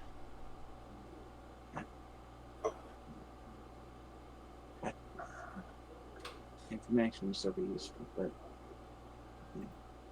so now still quite concerned that these dragons may align themselves with you. How about Based on what this? Snow said. Sorry. I don't think dragons would align themselves with Fjerna, but I do think Fjerna would be the type that would take advantage of the gods in their weakened state.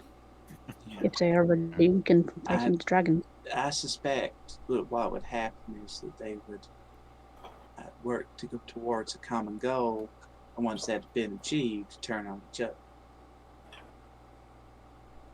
Maybe you could send your dragon in to spy. Who? Vidris. Are they up for a mission? Oh, you're talking to me? Yes. I'm not sending Bridris in there. She'll get eaten alive. She's only tiny. And the other door Suggestion. might mistake her for a bad dragon and kill her. That's stupid, that. How about Suggestion. for another suggestion? An even quicker stop at Darnham. See if we can find any bookshops, pick up any books which may theorize or tell us anything about dragons or what we're looking for, and we've got a couple of days ride on the boat. We can read I them. don't think bookshops. Yeah. Is The there, best information would be in the library, and I doubt they'd want us taking away their books. Then we'll steal them. And your message, Chaz. A book heist. That's a bit over the top. or we could just steal the intellectual property, read it and remember it. I don't think that's stealing. That's what they want you to do with books.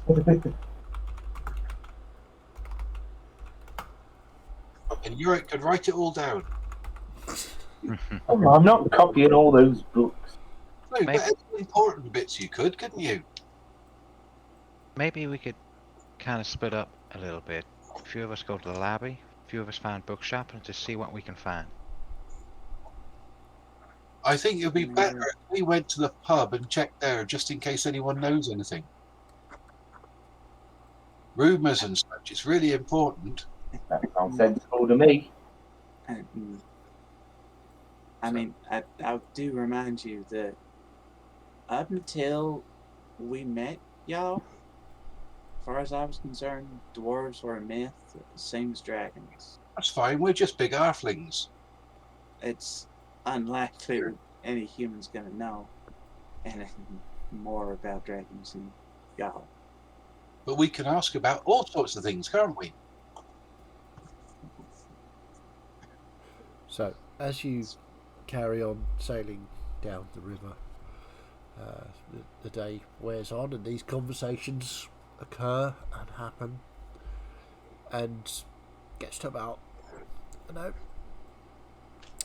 4 o'clock in the afternoonish. You can see the sky to the north is darker and darker and darker as this ash cloud is just starting to fill the horizon. And as you're all discussing this and sort of keeping an eye on the cloud, you can feel the boat start to slow and then drift, as it sort of just drifts across to the bank. As you look up, Celeste, you see Snow, just eyes closed, one hand still on the tiller, just exhausted, sleeping on the deck almost. And the boat gently drifts to a stop. Run out of petrol. I'm going to go over to him and gently put a hand on his shoulder and try and dig deep down to see if I can get an inkling of the connection to just sort of try and keep us in line. Okay, and explain to me how you're going to do this exactly. What's your skill set for this? Well, being a druid, she's got a connection with nature, and in the water there is going to be everything that's made up of nature. There's going to be plants, there's going to be animals, there's going to be other things that can help her direct where the boat is going to be heading. So she wants to just try and keep it on the straight. She doesn't want to try and make it go faster. She just wants to try and keep us going. Well, the boat is currently just drifted off to the shore and is stopped against the shore. So make me let's have a look, see what we're doing here. Make me. Give me a nature check, but I'll say with disadvantage because this is not really your world. Can I guidance myself? Of course you can, yeah.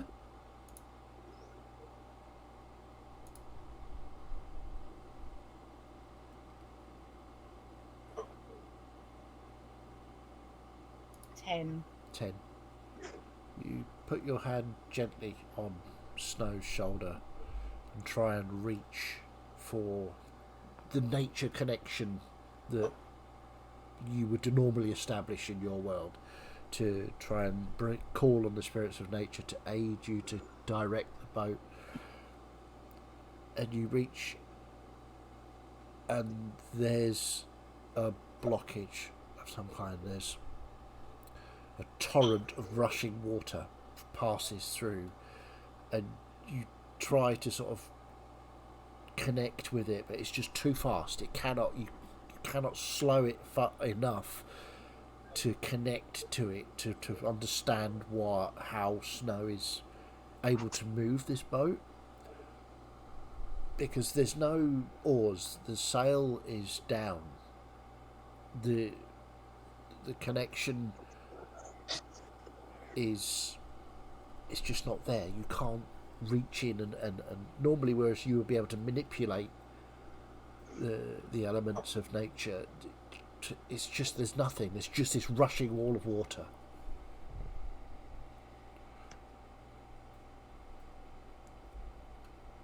Maybe we could put the sail up. I think this is where we stop. I think we stop here and let snow and clouds rest up and recover. It might take a bit longer, but On sailing while they're sleeping.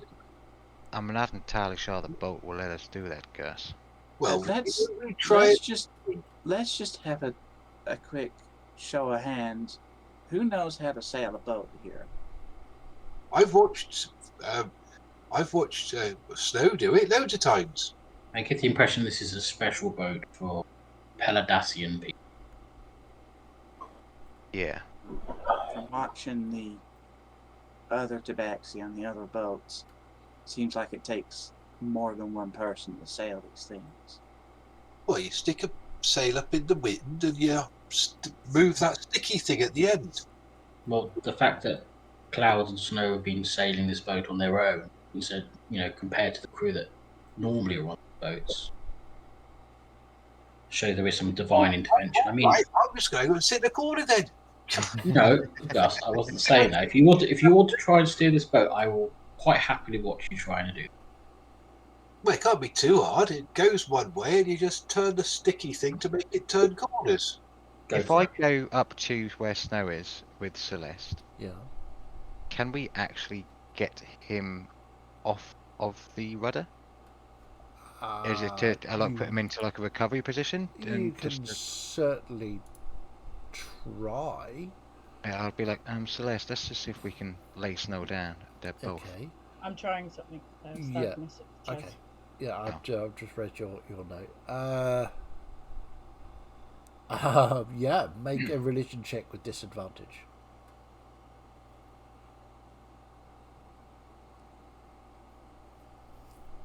Can I guidance myself again? Yeah, Or is this sure. not something? Guidance is just guidance. You can do that for anything. 12? 12.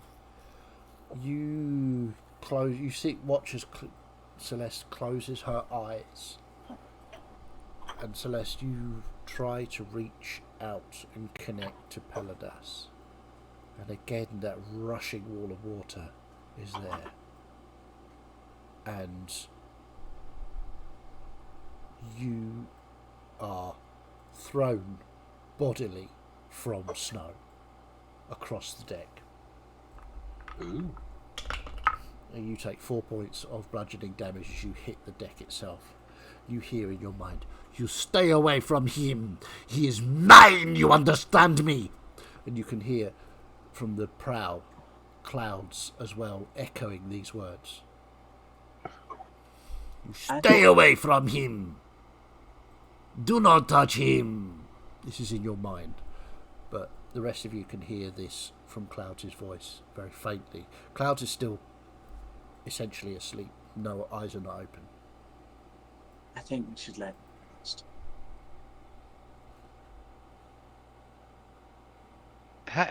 Looking at them both medically, Okay. how do they look like it's an unnatural exhaustion? Make a medicine they check. look- Do you understand what I'm trying to say? Yeah, yeah.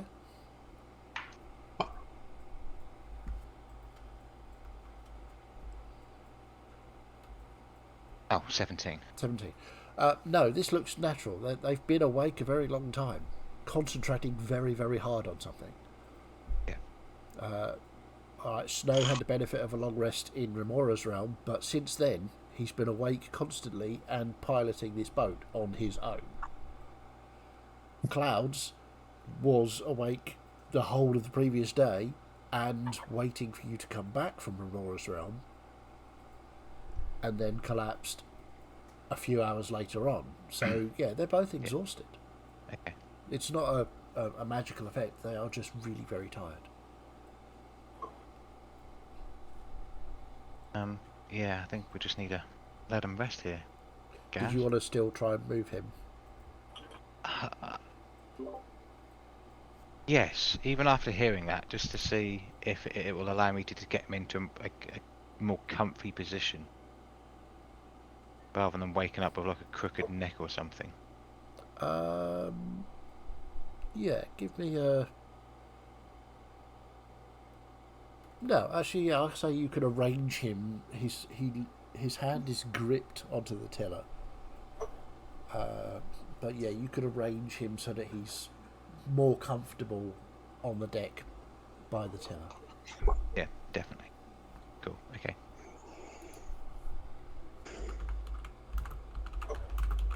What time of day is it? It's So it's about 4 o'clock. yeah, it's just after 4.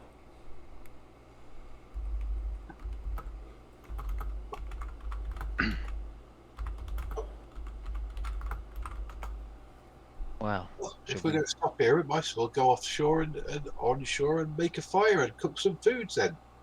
what I was going to suggest, Gus. Okay. Maybe. So you're heading ashore, all of you, Yeah. or just Just going to hop off onto the bank, not going to go sort of Sure. miles away, just collect some wood and make a fire. okay? Sure. Yeah, you can do that easily enough.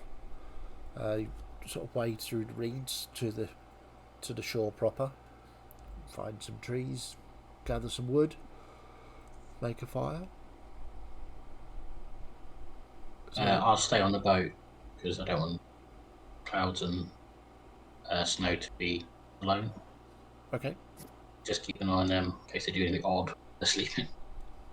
probably a wise choice. Yeah, I think I'll probably stay on the boat as well.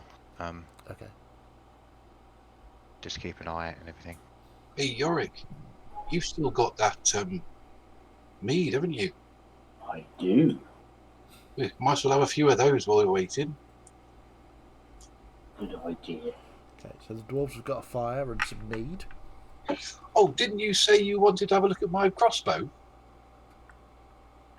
I think you said you wanted me to have a look at your crossbow. Well, same thing. What do you want me to do? I don't know, you were going to do something to it. You said you got something special you could do. Oh, yeah. Yes. You wanted to try something out or something because you had an idea to do something special. You wanted to see if it would work. You're right.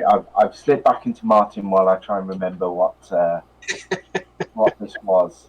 So I think what that was the way I One more was for the measure. one more was yeah, the way I enchanted the axe was to imbue one of the spells I get through my forge domain with clerisy. That's a word. It is now. It works. So I wondered if I could do the same with the magic weapon spell which makes a weapon a +1. To actually just give it a +1, a permanent +1 with constant enchantment. And that's kind of thrown to you there, Chaz. If that was Yeah, I mean, you can certainly do that. If you want to do anything like you did with the axe, then yeah, we'll have to talk about that. But we'll do that. We can do that separately. Say, okay. You know, explaining all the mechanics of that in game.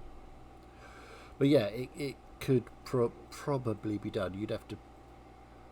We'd have to pick a spell very carefully. Okay. I think for a ranged weapon, because a Sure, smite yeah. is not going to do it. No, I was thinking the spell magic weapon to just turn it into Right. a +1. Yeah, absolutely. Yeah, we could do that. Come on, fireball. Surely. Oh yeah, that would be awesome. Can you Yeah, imagine us with that? Magic fireball crossbow. Whoa, whoa, whoa! That would be an Inaskara Scorch type of thing. Anyway, No, that's more like a cog with that wand. Anyway, moving back to this campaign. Sure. Anybody else want to achieve anything whilst the boat is stopped? So I know Trelador and Florian are staying on board with snow and clouds. Yep.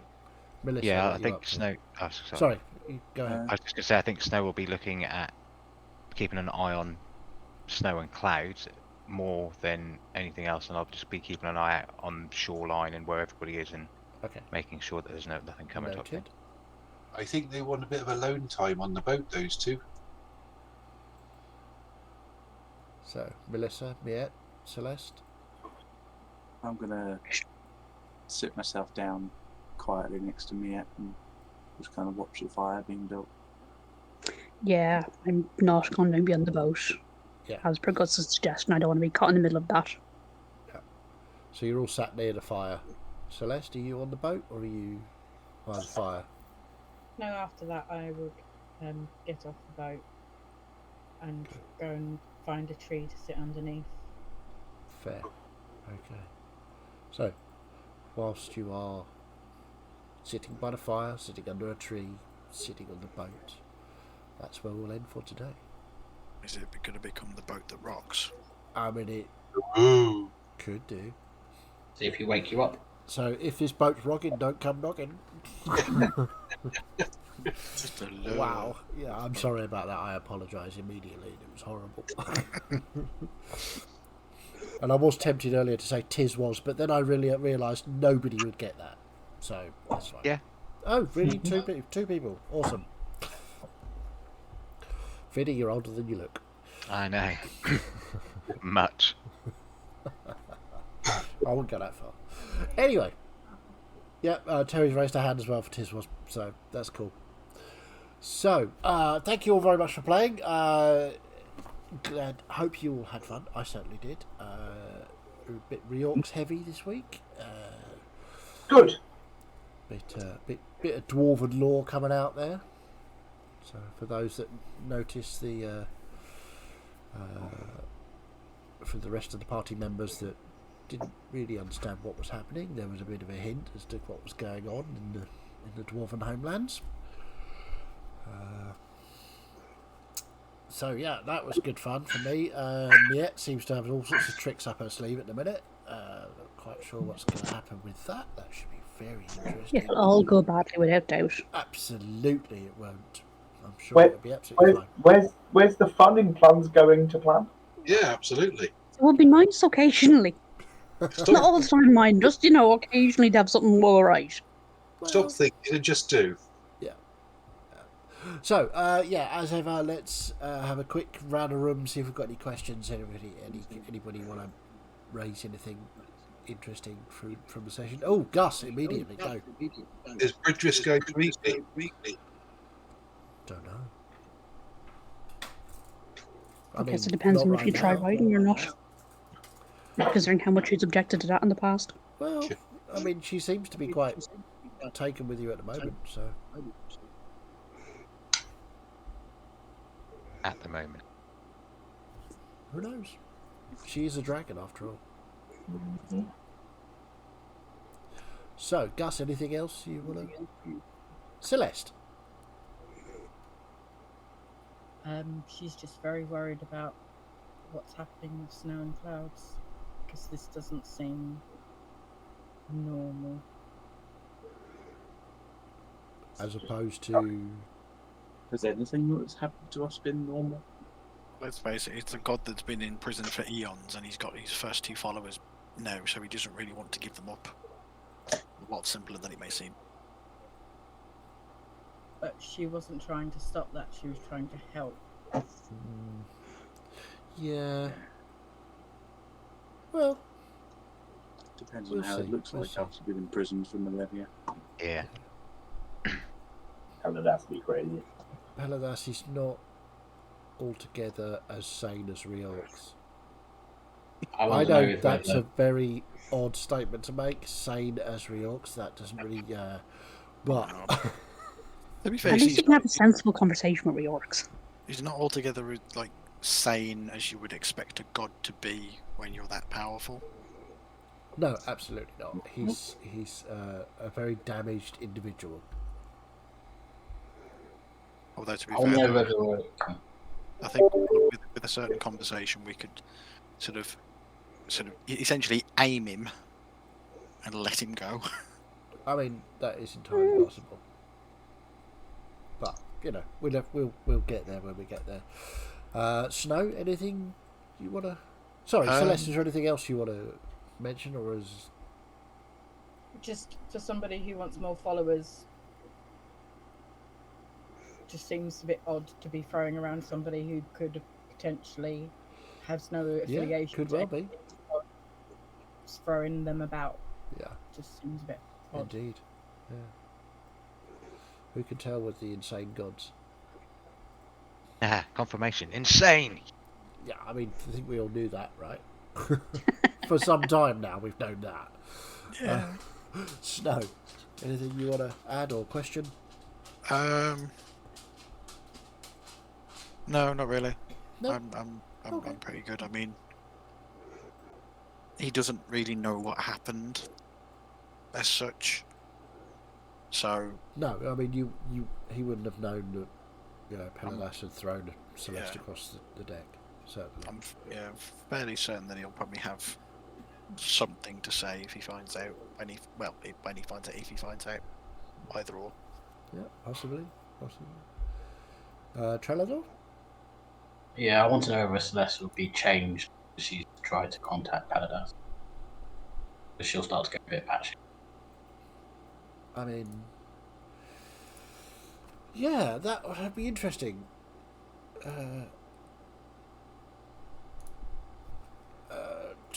She's going to wake up drowned I mean, it's possible. in the middle of a field. Yeah, You're Drowned an elven under a druid, tree. there's a high chance. yeah. You know my Yeah. love for druids.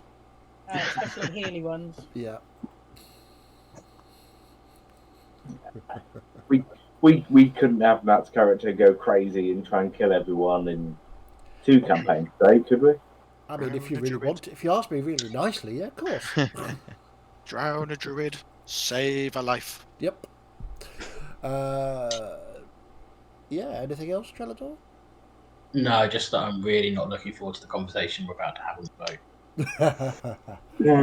Well, that's next week. Who should we do next? Let's do Melissa.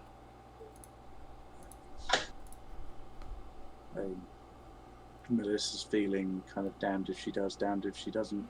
Literally. Might as well do it then. Yep. Yep. Well, being impulsive got her into trouble before, so that didn't really work. And it seems like trying to think your way through things isn't working, according to Steve's lot. So, Yeah, Because you're not Out of thinking, you're ideas. moping. these noted thinkers that you've surrounded yourself with. Yeah. Yeah, 2 chaos dwarves, 2 tabaxi. Yeah, to us at least, or to me at least, it doesn't seem like you're trying to think your way through a problem. You're just being miserly.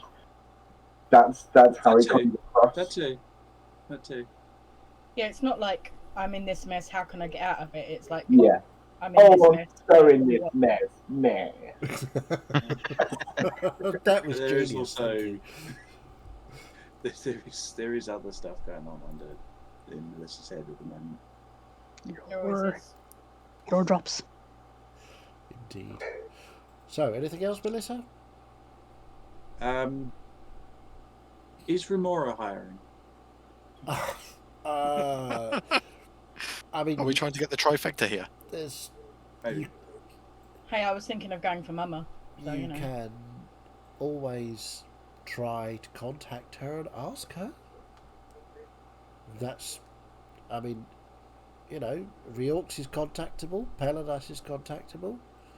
Why not Remora? I mean, try it, see what happens. What have you got to lose?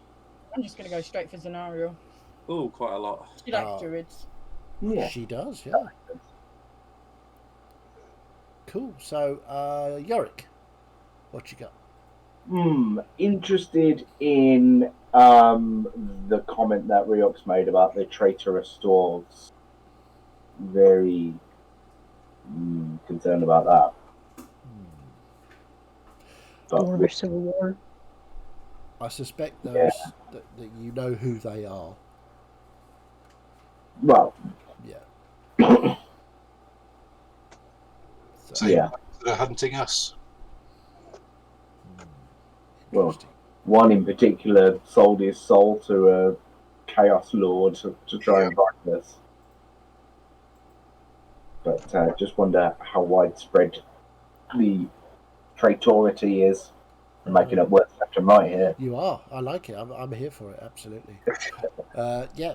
Again, that's one of those things that you have to investigate and find out. Maybe Yeah. we'll get into the Investigate. politics of the dwarves at some point. Investigate the knows? traitority. Yes. Hmm. Yet. I could be barking up the wrong tree entirely, or meowing up the wrong tree entirely. Much better. Yeah.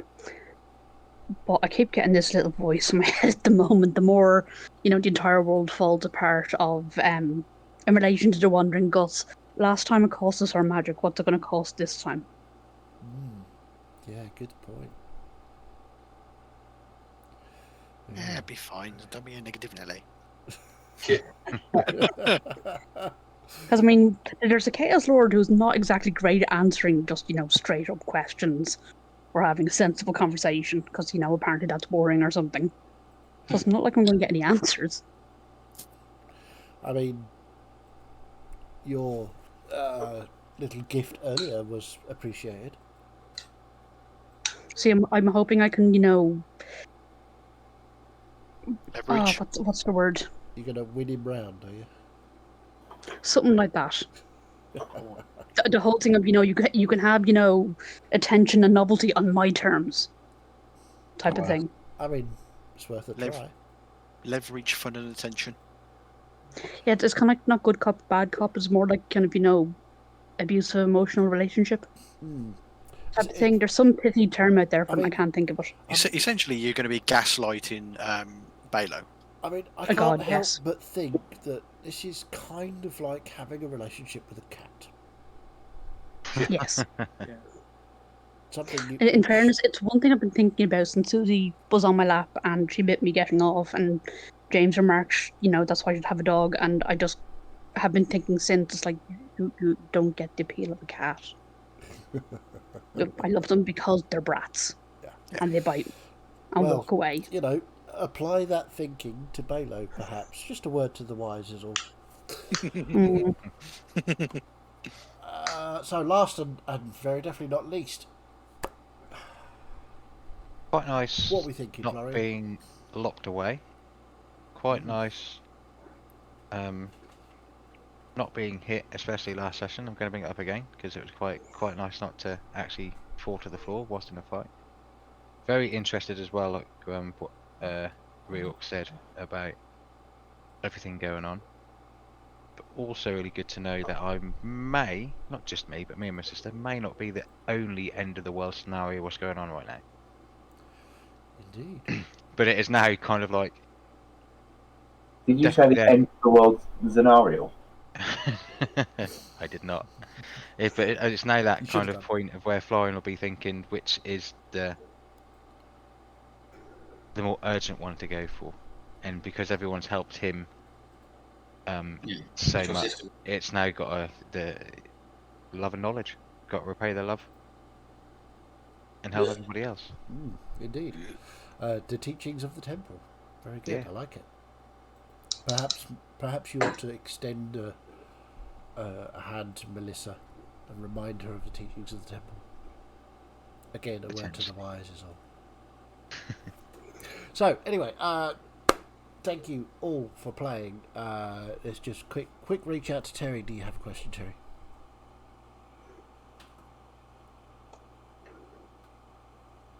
No, she's not listening. Nope, she doesn't have a question. Okay, cool. I always live in hope of Terry having questions. I do. Every week I ask her, and I think this will be the week. She'll have one question. It'll be a fucking killer one, you know. But no, apparently not. She's just enjoying us being silly, which is fine. So thank you all very much for playing. It was a pleasure as always. We have no Sunday session this week as there is DM missing and players missing. So we will pick that up again a week on Sunday, hopefully. We of course will be back here on Tuesday, and we will have our normal session at 7:30. Please join us. We like it when you do. And yeah, in the meantime, please go check out our other streaming pals, including, if you can, Moab, otherwise known as Ant Chapman. He provided me with some music for our streams, which I am eternally grateful for. So go check him out on Bandcamp, bandcamp.co.uk. Moab, MOWABB. He's fabulous. And yeah, with all that said, thank you all very much. We will see you again very soon. Bye bye.